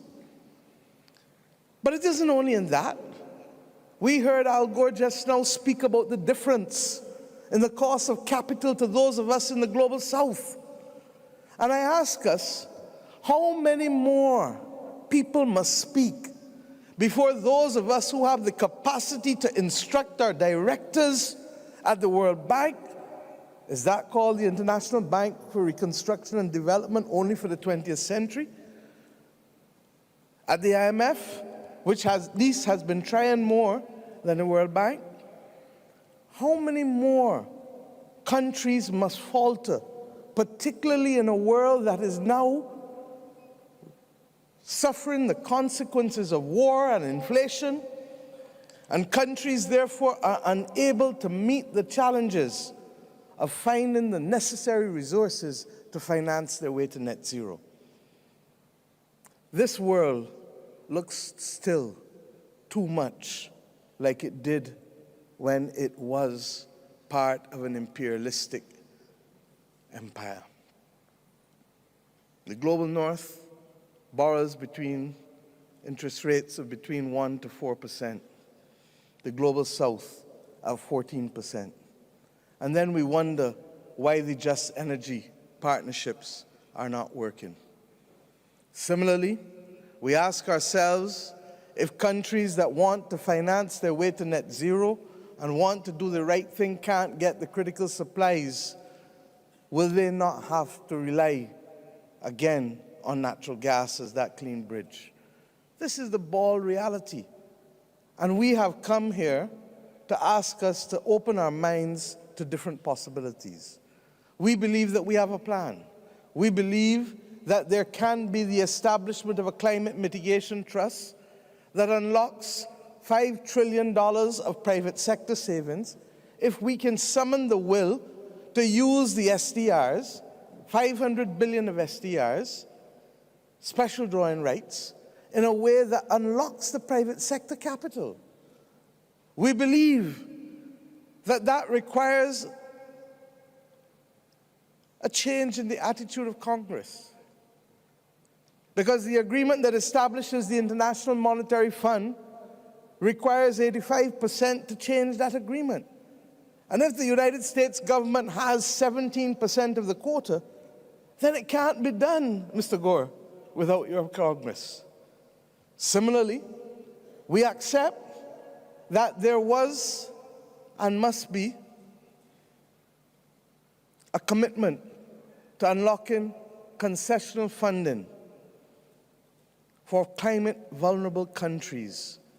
There is no way that developing countries who have been graduated can fight this battle without access to concessional funding. We heard it on this stage from the head of my old alma mater at LSE. We believe that it is critical that we address the issue of loss and damage. The talk must come to an end. And I'd like to salute Denmark and Belgium and Scotland for their own modest ways of trying to accept the precepts and principles of loss and damage as critical and as morally just. But for loss and damage to work, we believe that it can't only be an issue of asking state parties to do the right thing, although they must. But we believe that the non-state actors and the stakeholders, the oil and gas companies, and those who facilitate them need to be brought into a special convocation between now and COP28. How do companies make $200 billion in profits in the last 3 months and not expect to contribute at least 10 cents in every dollar of profit to a loss and damage fund? This is what our people expect. And I ask us, as we reflect on what a loss and damage fund can look like and who should access it, that we convene a special convocation that doesn't only involve state parties, but non-state actors, such as the same companies. We believe as well that the time has come for the introduction of natural disaster and pandemic clauses in our debt instruments. I have said that if Barbados is hit tomorrow, because we have natural disaster clauses, God forbid if we are hit tomorrow, we unlock 18% of GDP over the next 2 years, because what we do is effectively put a pause on all of our debt and put it at the end for 2 years and put it at the end, and we pay back that money at the end. But what we get is the flexibility in the first 2 years to address issues of damage and loss. And finally, we believe that the multilateral development banks have to reform. Yes, it is time for us to revisit Bretton Woods. Yes, it is time for us to remember that those countries who sit in this room today did not exist at the time that the Bretton Woods institutions were formed for the most part. And therefore we have not seen, we have not been heard sufficiently. And if we are therefore to rise to the occasion, to play our part to stop the tragic loss of life that we have seen on these screens and the impact on livelihoods that we are feeling across our countries, then there needs to be a new deal with respect to the Bretton Woods institutions. And we need to ensure that they have a different view to their risk appetite, that we look at the SDRs, and that we look at other innovative ways to expand the lending that is available from billions to trillions. My friends, the time is running out on us. And yes, we have the power of choice.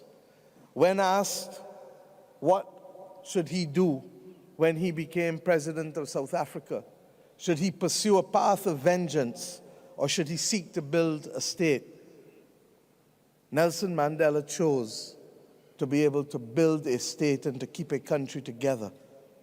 He chose blessings instead of curse because he believed that it would make a defining difference. When given the choice of how to treat to post-war Europe, President Truman settled the Marshall Plan that made the definable difference to the countries that were responsible, yes, for the destruction of so much and for the loss of life of so many. But in spite of that, they chose to rise above it. I ask us today, what will our choice be? We have the power to act or the power to remain passive and do nothing. I pray that we will leave Egypt with a clear understanding that the things that are facing us today are all interconnected. I thank President el-Sisi for his comments that there needs to be peace, because countries like ours continue to suffer as a result of a war that we have no part of, and a war that we want to see come to an end. Our people on this earth deserve better, and what is more, our leaders know better. Because while many of us may not have been alive during the great wars, the consequences of those wars still live with us, and we have the capacity to choose differently. I ask the people of the world, and not just the leaders, therefore, to hold us accountable and to ask us to act in your name to save this earth and to save the people of this earth. The choice is ours. What will you do? What will you choose to save? Thank you.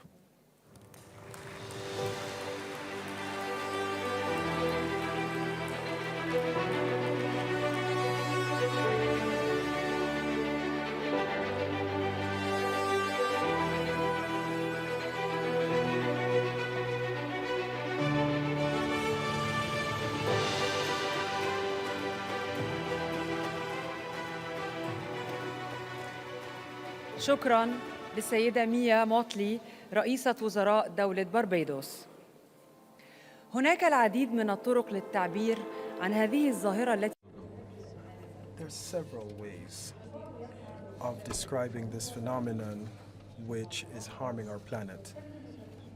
Some think in terms of initiatives, and others are thinking of implementation to bring about change. And there are, of course, others who are thinking and expressing themselves through art and inspiration.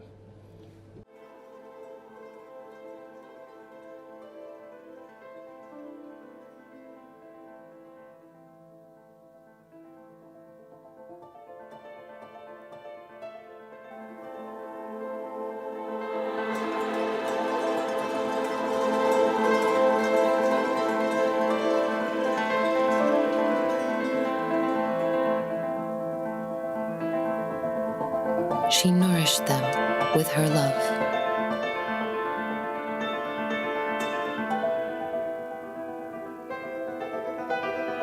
They were hungry for more.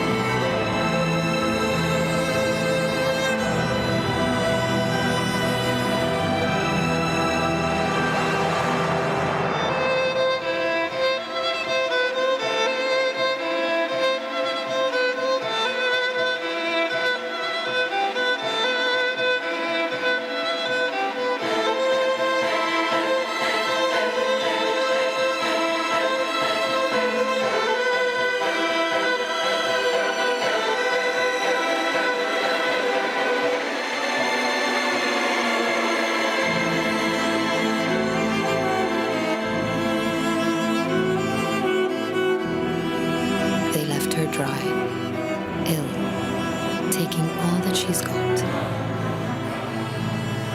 She taught them a lesson they didn't learn.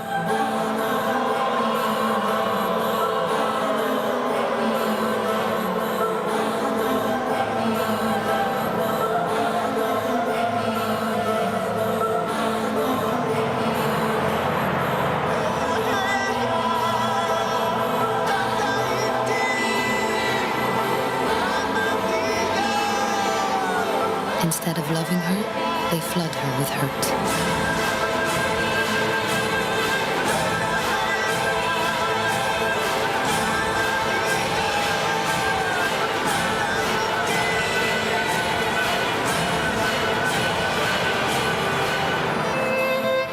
They shut their eyes and ears.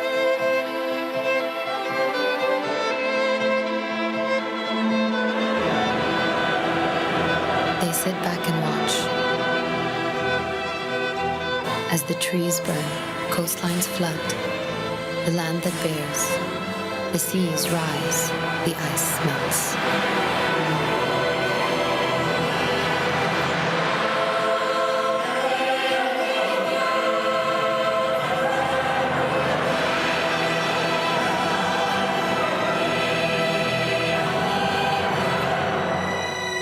Now is the time to act. Together, we can heal Mother Earth. Together, for implementation.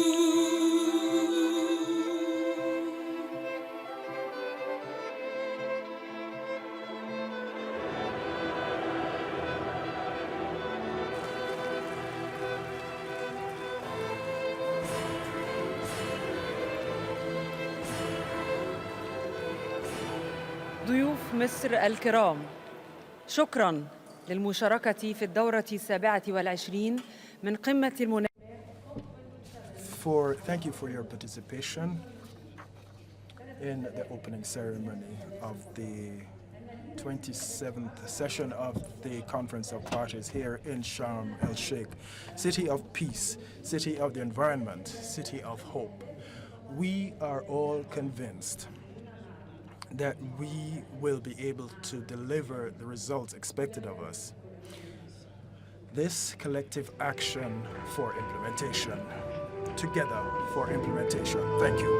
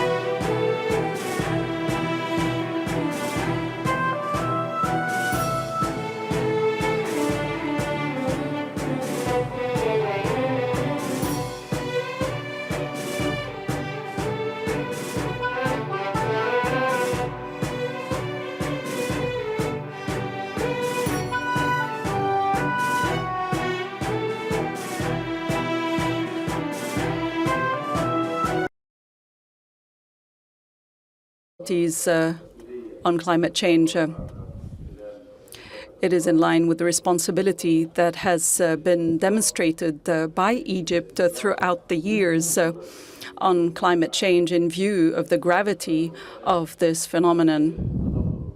It is highly important for the international community to make concerted efforts in order to develop the capacities of countries of the world to address these changes that affect the lives of ordinary people and the path of development, as well as the future generations of the world. COP27 as a recognition of its determination over the years to support climate action and to undertake its responsibilities, being fully cognizant of the importance of dealing with climate change in an effective manner through a consensual multilateral process that provides the opportunity for all parties to undertake their responsibilities to address this challenge, a challenge that affects ordinary people's lives and livelihoods, a challenge that we must face collectively if we are to address the devastating effects of climate change, and that we do not go beyond the point of no return to preserve this planet for future generations. I have to say that I am satisfied with the process of consultations that have been undertaken during this year with the help of the COP26 presidency and his team, Minister Sharm, and the designate president's team during the informal consultations that certainly have contributed to a successful launch of COP27. The issue of the agenda has been adopted smoothly after Herculean consultations over the last 48 hours that were chaired by the presidency team, and are delighted to have adopted for the first time an agenda item on the most important issue of loss and damage, an issue that is recognized by the vast majority of the international community as a very fundamental issue, one that has to be addressed with transparency and dedication because of what we all see in the span of 1 year of the consequences related to climate change that have affected millions of citizens across the world. I want to also take this opportunity, this being the first COP for the existing Executive Secretary, Mr. Simon Steele, in undertaking his responsibility and leading the Secretariat in preparation for COP27. I have to commend the professionalism of the Secretariat, his own commitment and determination and experience and wisdom, which has certainly been invaluable to the presidency and to the process.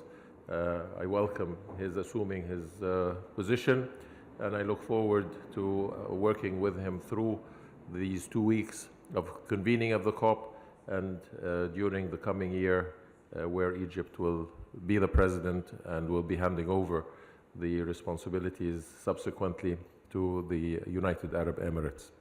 I thank you, and I look forward to responding to any of your questions. Thank you. Thank you, Mr. President. I hand over to the Executive Secretary. Simon, please. Okay, thank you, Alex, and a warm welcome to all of you, and thank you, Sameh, for your kind words. And I have to start by thanking actually the Secretariat team. It's their hard work over the course of the last year that has gotten us to this point. I have come in just in the last few weeks, so I certainly can't lay any claim to the preparations that have gone into it. So as I said, it's a credit to the Secretariat team. You will have heard my opening speech, so it's not my intention to repeat myself there. But it's clear that the world needs to come together to align itself with the magnitude of the crisis that we face. And that is why we're here in these very difficult geopolitical times, and we have an opportunity, if we are able to create a safe political space within this compound to focus on the matters at hand in terms of addressing the climate crisis. If we are able to do that, then we have a chance to move the agenda forward. And as I said, we have an opportunity to demonstrate in these difficult times how we can truly come together for the greater good. From my conversations with parties so far, I can see that there are areas of common ground. The delegations, parties now need to decide on how much of that political influence, how much of that politics influences the technical progress that we need to make. I'm certainly excited to have taken on this role a few weeks ago, and as said in my speech, I have a vision of where collectively we need to go together. The depth and the knowledge and the skills within the UNFCCC is absolutely incredible, and it is an honor to be part of that team. So as we pivot towards implementation, we will be supporting parties to come with as much ambition as possible across all of the negotiating tracks. So over the next couple of days, proceedings will focus on the Climate Implementation Summit, a high-level segment with statements, roundtables, and side events with the participation of heads of states or governments. And I believe we're at 110 heads of state who will be present over the next couple of days. The high-level champions in the Marrakesh Partnership Programme will also get underway tomorrow, fostering collaboration from the whole of society to deliver greenhouse gas emission reductions and help ensure a just transition to a net zero economy and a sustainable future. I will be insisting over the coming weeks and beyond on the need for greater ambition and urgent action to avert the climate crisis from all actors, all sectors, all regions, all nations. And as I said in my speech, from everybody, everywhere, every day, doing everything possible. As recent reports have shown, emissions are not coming down at the required speed or scale. Mitigation needs to be increased to keep the 1.5 degree limit and to ensure that we have a safer world. Resilience is not growing in a way that protects societies from the growing impacts of climate change. Adaptation must therefore be further enhanced to prevent ever-growing loss and suffering. The issue of loss and damage needs to be credibly addressed, and the time has come for us to do so. All countries, especially the most vulnerable and least developed, must receive the support they need to achieve their climate goals. So finance is, as ever, a critical issue in order to meet the magnitude of the crisis that is faced. And then finally, transparency and accountability. These must be strengthened to consolidate trust and collaboration and to improve the monitoring of climate action. So with the leadership of the incoming presidency, the support of all presiding officers, the goodwill of parties, and in full knowledge of our responsibility to this generation and those to come, I look forward to an intense, productive, but ultimately successful outcome. I thank you, and I'm available for any questions. Thank you. Thank you very much, Executive Secretary. We now take questions from the floor. Could you please introduce yourself and your media organization? And you would need to wait for the microphone because we are also streamed on social media and on the internet. Let me start in the first row, the gentleman with the blue shirt. The microphone is coming. Yes, Seth Borenstein, the Associated Press. Thank you for doing this. For Secretary Steele, looking at the, can you shed some light on the inner goings on the agenda item for loss and damage? That what caused you, what brought along an agreement on that, on the agenda item, and can you tell us, does this give you more hope for some outcome? In general, just are you seeing more light at the end of this tunnel for that issue because of the adoption of this this agenda item? Okay, thank you, Seth. There's always light at the end of the tunnel. There has to be. When we look at where we were a few weeks ago, where the discussion was whether or not loss and damage would even be on the agenda, and the fact that it has been adopted as an agenda item demonstrates progress and parties taking a mature and constructive attitude towards this.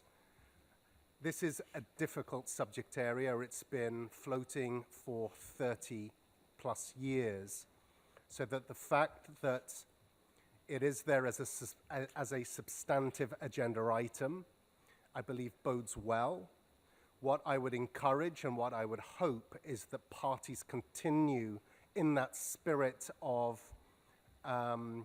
finding common areas to agree on, to start outlining what the process, the way forward for loss and damage can be in a time-bound manner. So I'm certainly encouraged by what I've seen, what we have seen over these past few days.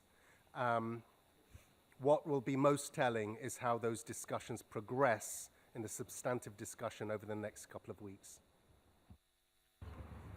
The lady here in the first row in black and white.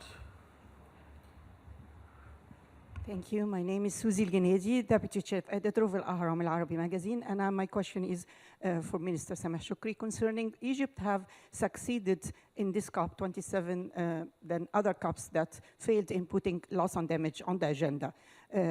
But what is the mechanism, financing mechanism for this? Will it be like the $100 billion that ever haven't been reached, or there is another mechanism so that we can reach it? Thank you very much. Well, we definitely regard this as a success for the parties, the success for the process. It is the culmination of a long process of consultations, specifically during this last year, that has culminated in very intensive consultations over the last 48 hours. That has shown, as the Executive Secretary has mentioned, a degree of maturity, a degree of willingness to compromise, and a recognition of the importance to a vast number, if not the majority, of the international community of addressing this issue. I think it would be highly unproductive to speculate on what the substantive content of the negotiating process will lead to, but certainly everybody is hopeful.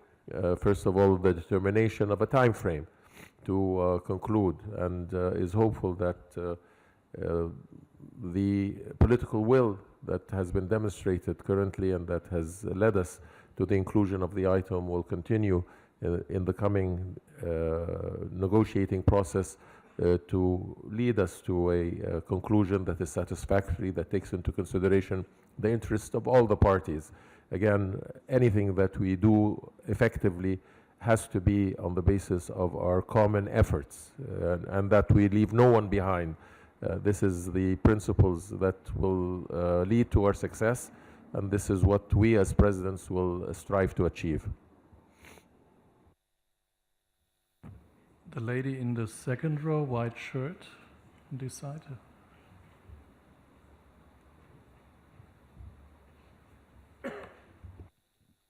Hello, Hannah Thomas-Peter from Sky News. This is a question for both Mr. Shoukry and Mr. Steele. What are your greatest fears for the year ahead, given the warnings that the world is not on track to reduce its emissions adequately?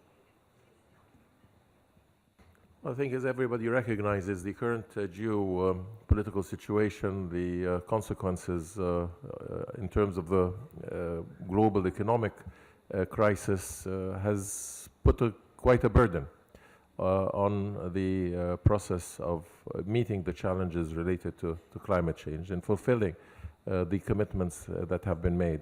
And what I would advocate is that we should not allow for the circumstances that we face today. And in comparison to climate change, to the future of the globe, they are transitional. They are of today. While climate change and its impact is existential, and thereby we should not detract from our ability to move forward, to undertake our commitments, to raise the level of our ambition, to meet that challenge, and not to in any way take advantage or refer to the current circumstances as justification, to take the easy road of backtracking supposedly on the premise that there are other priorities. This is the main priority for the globe, for the citizens of the world, those who have been affected. And we've seen only this year the degree of the effect on people, whether in Pakistan, in the millions who have been displaced, who have lost their lives, in the fires and the heat waves of Europe and the United States and their consequences on material loss. All of this must maintain the focus on what we have committed to and raise our ambitions and reach our targets of zero emissions, but also deal effectively with adaptation.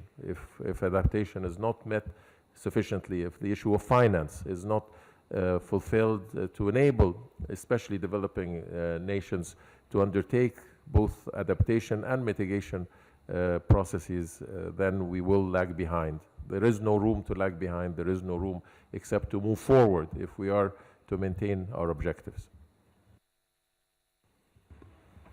I think President Shukri has outlined this very, very well. The fear is other priorities take precedence. And when we look at the crises that surround us, all are important. But there is no one single crisis as critical, as impactful as climate change. Wars will end. Inflation, cost of living, energy crisis, these will come to an end.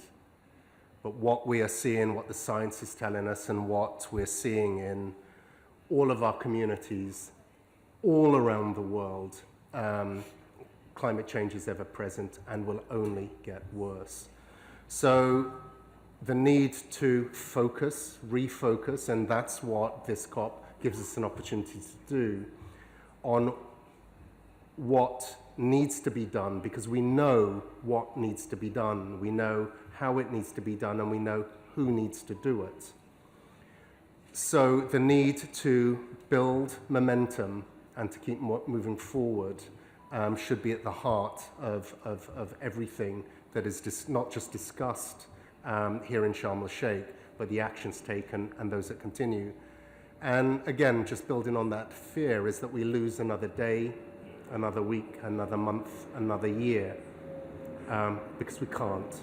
And that backsliding, however justified,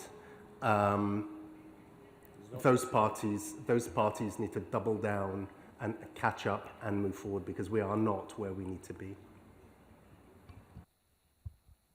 The lady in the first row in white shirt. Hello, my name is, sorry, I have a bit of a cold, Anne-Marie. I'm with the Africa Report. My question is a bit twofold, and it's for both Secretary Steele and President Shukri. It's the fact that the losses and damages was discussed even up until early this morning, so there was a bit of a pushback to it. And I wanted to know, first of all, what were some reasons, main reasons for the reluctance on the parts of others to accept it into the agenda? And secondly, now that it is in the agenda, what main points need to be touched on for it to actually be deemed successful in this COP?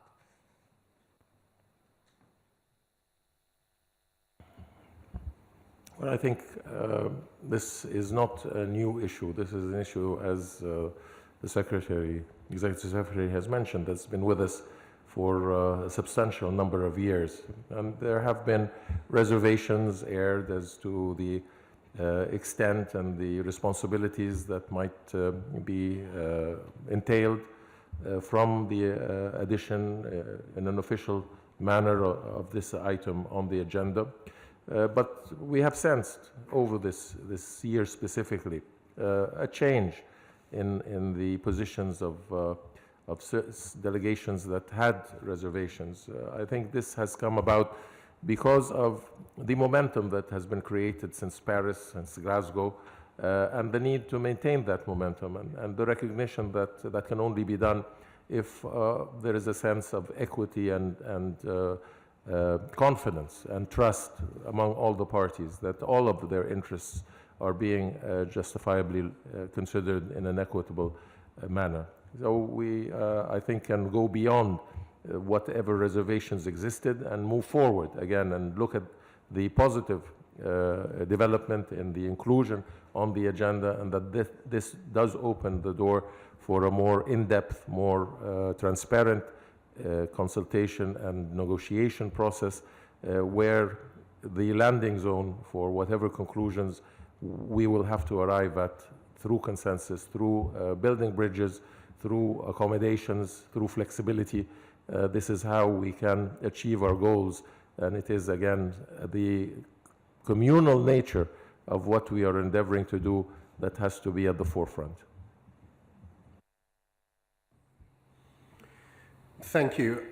I would focus, I wouldn't read too much into that right now. What is clear is a space has been created for the discussion. This is about building trust between parties, the fact that parties can come together and resolve whatever issues there were with regard to the agenda item. As I said at the beginning, is a very positive and constructive sign. The real test will be the quality of the discussion that takes place now over the next 2 weeks, and judgment will be based on the quality of the outcomes. This is a complex issue, very complex, but it's also a critical issue. The two things that the agenda item asks for, it's about addressing, specifically addressing loss and damage, and then the funding arrangements around it. So the space is there, the parties are engaged. Let's monitor over the course of the next 2 weeks where we go with this. The gentleman here on this side in the 4th row.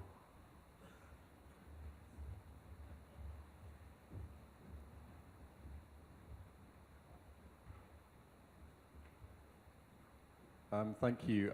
Leo Hickman from Carbon Brief. It's a question about the world's two largest emitters, the US and China. What do you need those two parties specifically to bring to these negotiations to help the most vulnerable and the least responsible for climate change? Thank you.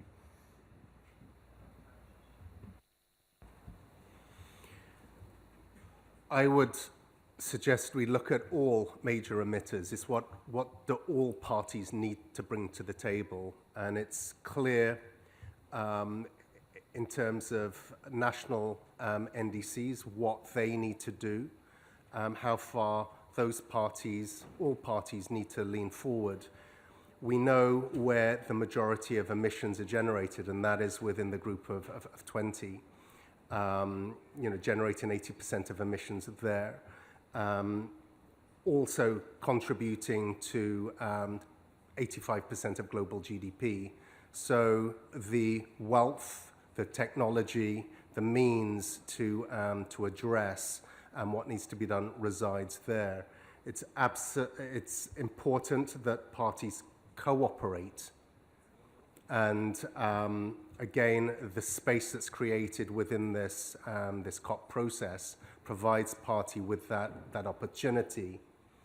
But where there isn't collaboration in terms of national obligations, all parties know what they need to do and when they need to do it.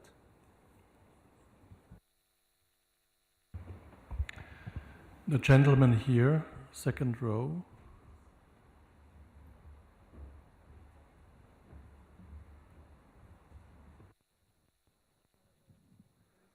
محمد يوسف الإذاعة المصرية. سؤالي لمعالي الوزير سامح شكري وزير الخارجية. My question is to the COP27 President, Mr. Shukri. Egypt, when it presented on behalf of the African continent its request to host COP27, everybody knows that the Egyptian government spares no efforts in order to alleviate the impact of climate change in Africa. And given that Cairo keeps insisting that the African continent is the most exposed to damage during this climate change crisis, and is the least responsible for emissions. And so the question, Your Excellency, Minister, so what is the share that the African continent is getting in terms of funding, in terms of technology transfer, and in terms of greening and greening projects linked to COP27? Well, indeed, as you said, African countries are among the hardest hit countries and most affected by climate change without being major contributors to this problem.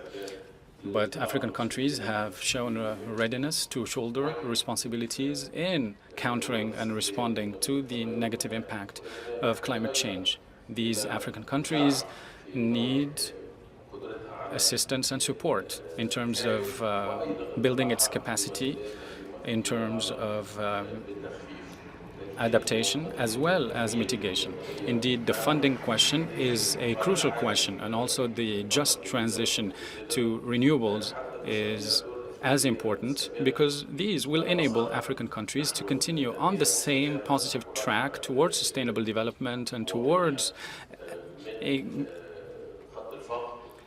taking out its citizens of the poverty sphere. And African countries and the whole continent is part and parcel of the negotiating process, and they have shown interest in all of the items on the agenda and are working towards ensuring that the consultations and the negotiations that are ongoing will be supportive to these countries in shouldering those responsibilities. And we're all looking forward to this COP27 and the various initiatives that will be launched during it, and also with the participation of the private sector and the business world and the IFIs and the NGOs. We are looking indeed forward to various solutions and suggestions in terms of technology transfer, which give the opportunity to African countries and developing countries at large the opportunity to build their own capabilities and capacity to counter climate change, whether we're talking about mitigation or adaptation, and also in terms of contributing constructively to negotiations among parties. So we have time for one more question. The lady here in the second row.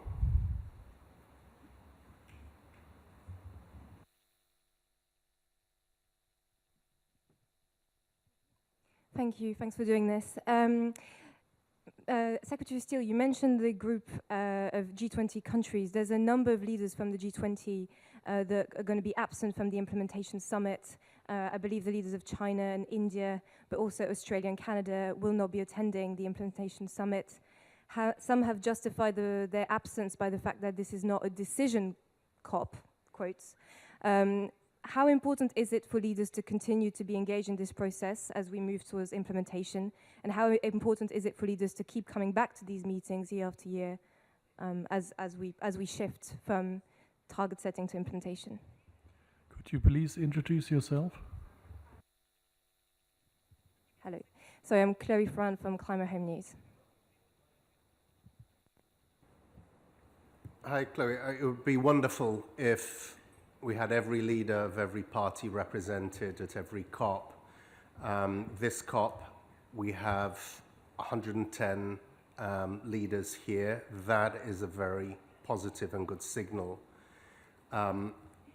Leadership is absolutely critical, whether it is at a domestic level. And the first measure is our leaders showing the path in terms of their own domestic agendas in meeting the Paris Agreement.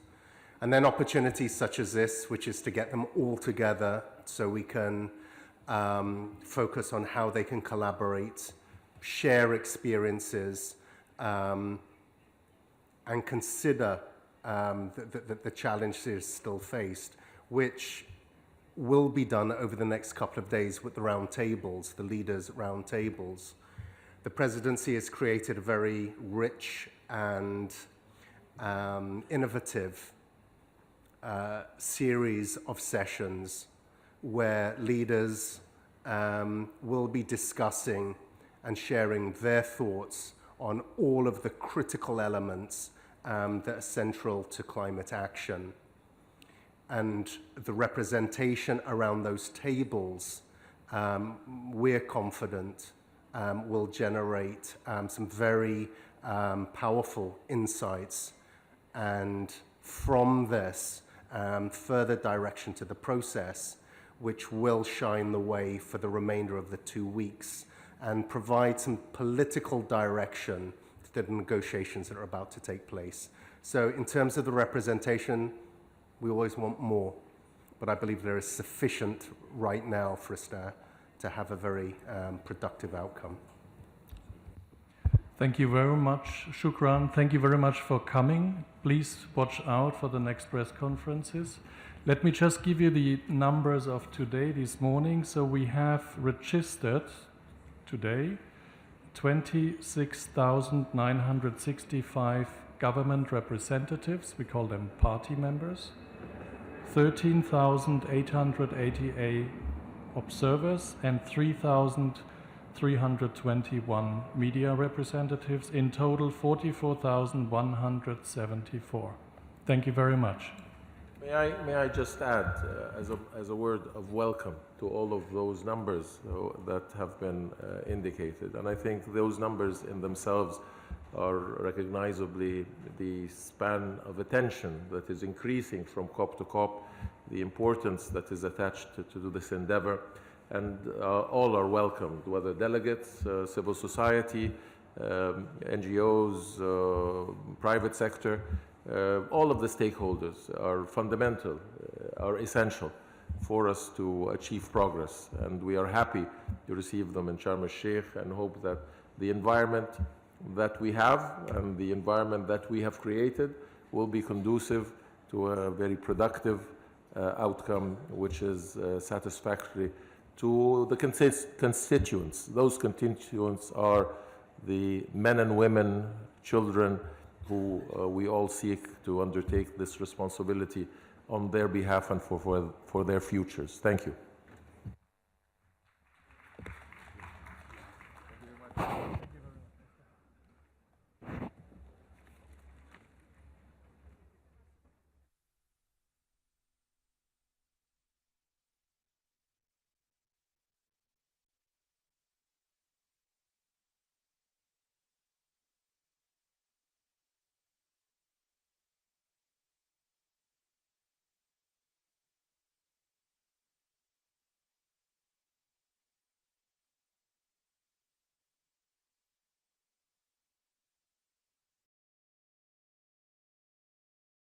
Of a project we've got called Energy in America, where we try to think not only about how the energy posture of the United States is changing, but also the economic, social, environmental costs and benefits of the transformation in a local and regional level.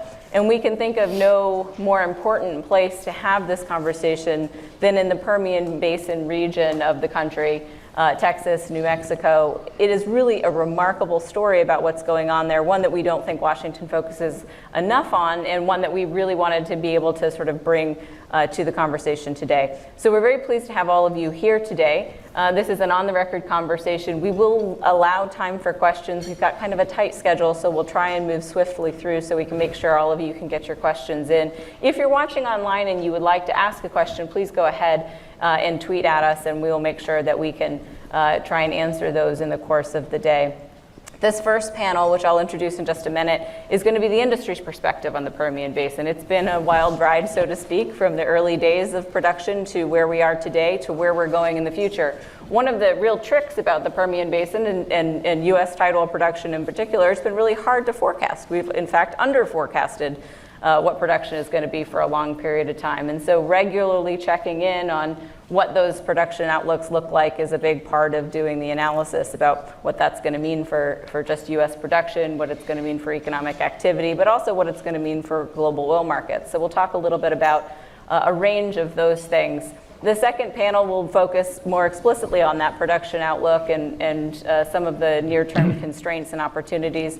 And then the third panel finally will look at some of the social, economic, and environmental impacts and how those are being managed. So without further ado, I'd like to introduce our first panel, Scott Sheffield, who's the president and CEO of Pioneer Natural Resources, Steve Green, who's the president of Chevron North America Exploration and Production, and then Andrew Gould, who's the advisory board chairman of a company called Keros and former CEO of a company called Schlumberger.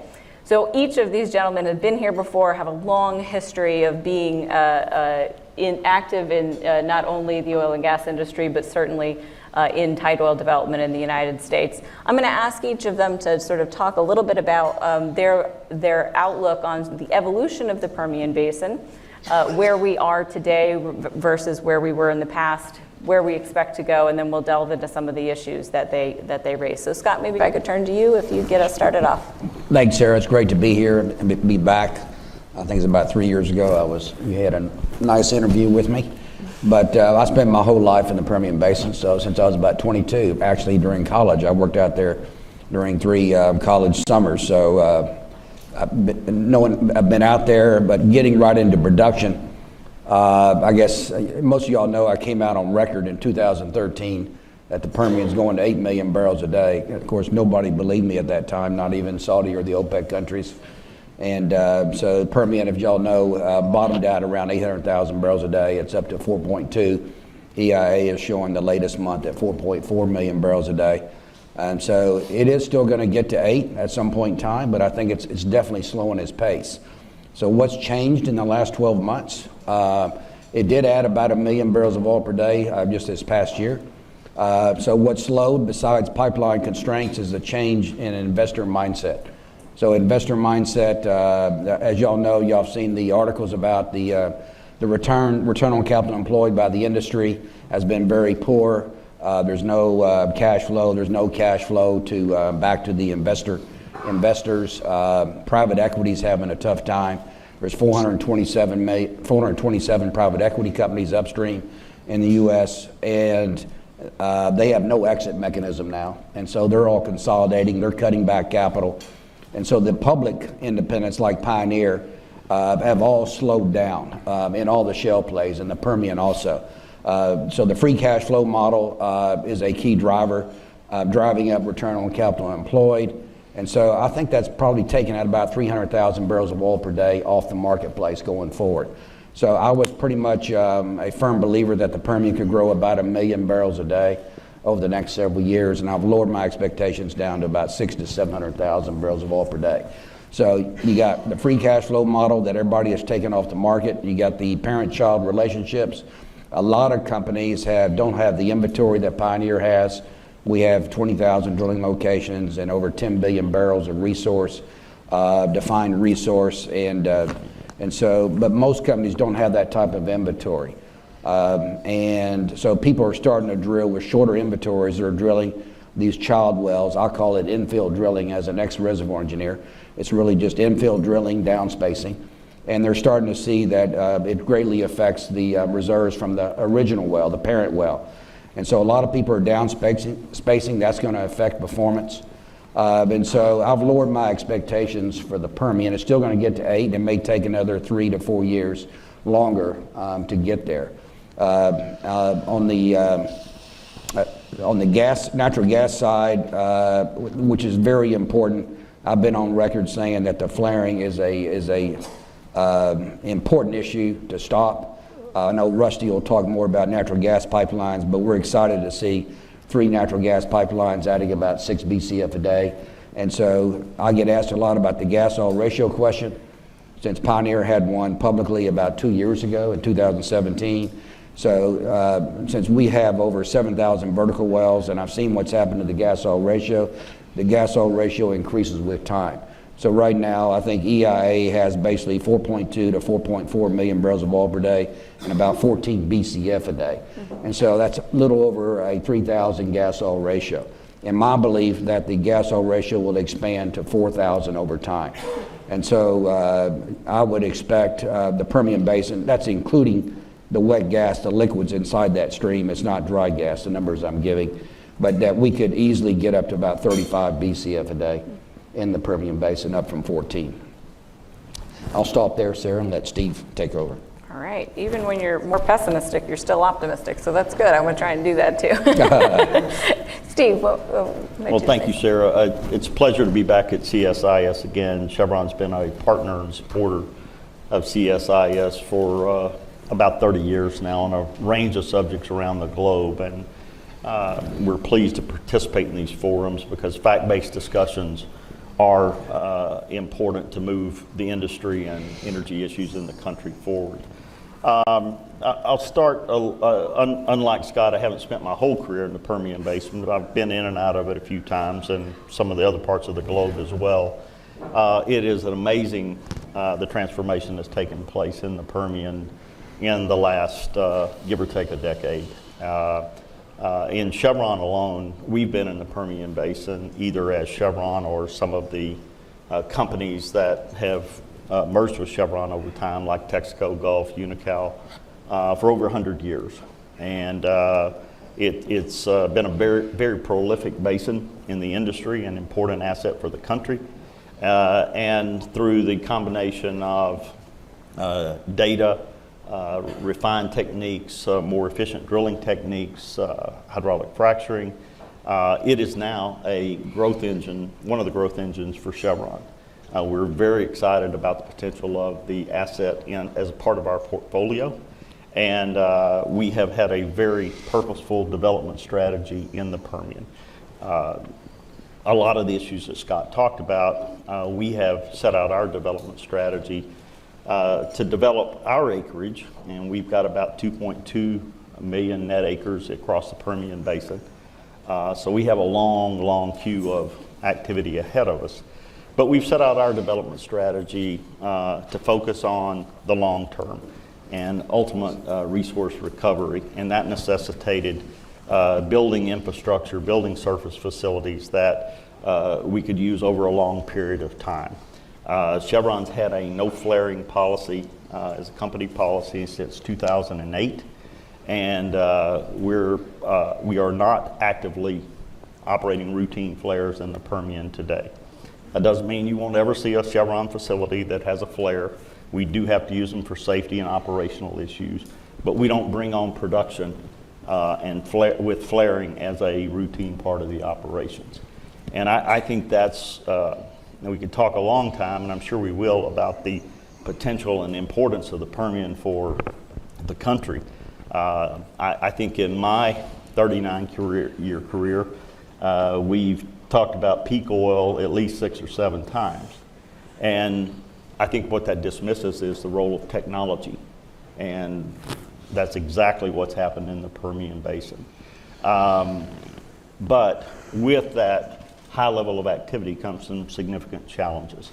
And the impact on the communities, flaring that Scott talked about, as an industry, we have to deal with that.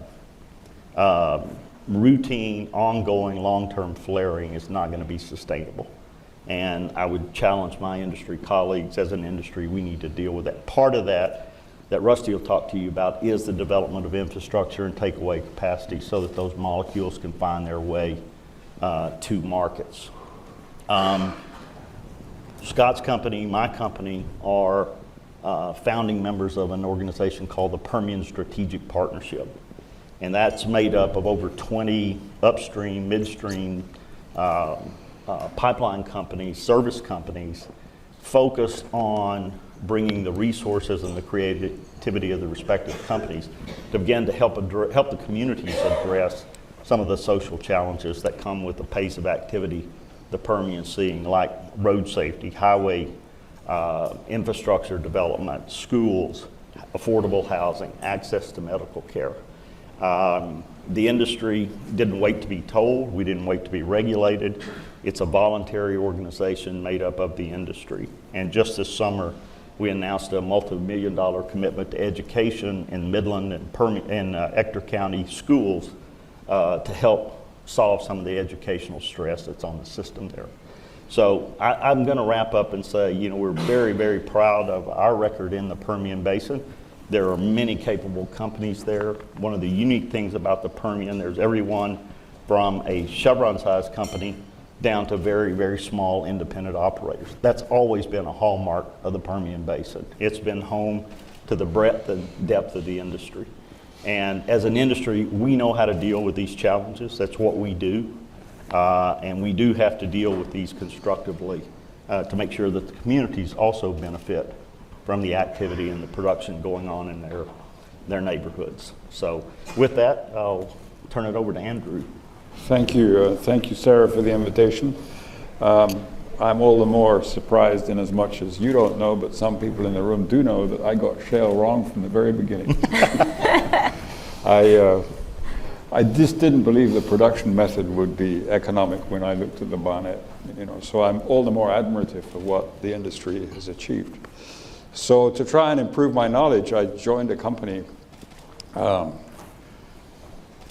Guterres, which uses low-grade satellite imagery, radar, and machine learning and AI to produce drilling and production data. And the advantage Guterres has over most other estimates is that data is produced through physical observation. It's not relying on post-event reporting to constitute the answers that it gives. It's hugely granular. I can take it down to the level of the well. I can aggregate it to the level of the company, or I can aggregate it to the level of groups of companies or acreage. I'm not going to embarrass any companies this morning by showing their performance in detail. I'm only going to show aggregates. Guterres covers all the major shale basins. We actually monitor 90,000 individual well locations, several passes by satellite a week, which allows us to keep data pretty much up to date. And of course, as you know, the importance of the punctual data is that oil production varies very quickly, as changes in operator spending have an almost immediate effect, as Scott pointed out, on the levels of production. If you look at what's happened this year, in fact, most of the basins have stagnated. In other words, the actual production increases in the first half year, the Williston, DJ, and Anadarko are relatively unimportant. The Eagle Ford actually showed a decline. And the Permian shows an increase, but it's nothing like the increase that it showed in 2018.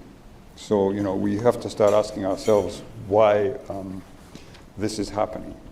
If you look at the completions, this shows very clearly, this is observed data, the blue line being the horizontal completions rates in the major basins, and the black line being the oil production in the major states. It shows the direct relationship between the completion activity and oil production. And the Q4 effect of budget exhaustion and the independence is very clear here in the drop in completion levels. If you look, the satellite observation shows a true trend in well completions, which is unlike the data modeled from lag reporting. And what we found and took us a long time to explain it to ourselves, is that the discrepancies between ducks and the completed event, and the reported completions was actually much bigger. Have I lost sound? No, I'm back. It was actually much bigger than we thought. And it took us a long time to work out that actually a lot of the reported data which comes through frac focus is either very late or doesn't exist at all. And when we got to the end of 2018, I'm sorry, this varies considerably between types of companies. Companies that report to the SEC normally get it right, and the short black line, the short gap in the black line at the end is basically a normal reporting delay that occurs between the time people complete a well and the time they get all their reporting done. The other companies, particularly the private companies, there's a huge discrepancy, and in fact we found that many private companies don't actually report at all to frac focus. So that falses a lot of the statistics at the basin level. And that frac discrepancy for the full year 2018 was about 1,000 wells at the end of the thing. So if I turn now to Permian trends, I'm going to try and show some data that is an excellent predictor of short-term trends, and it captures, without being able to detail it, the effect of the efficiency and the operational improvements that we've seen. It can't predict longer-term technology improvements, and most of the technology improvements we've seen in the Permian over the last few years have been incremental.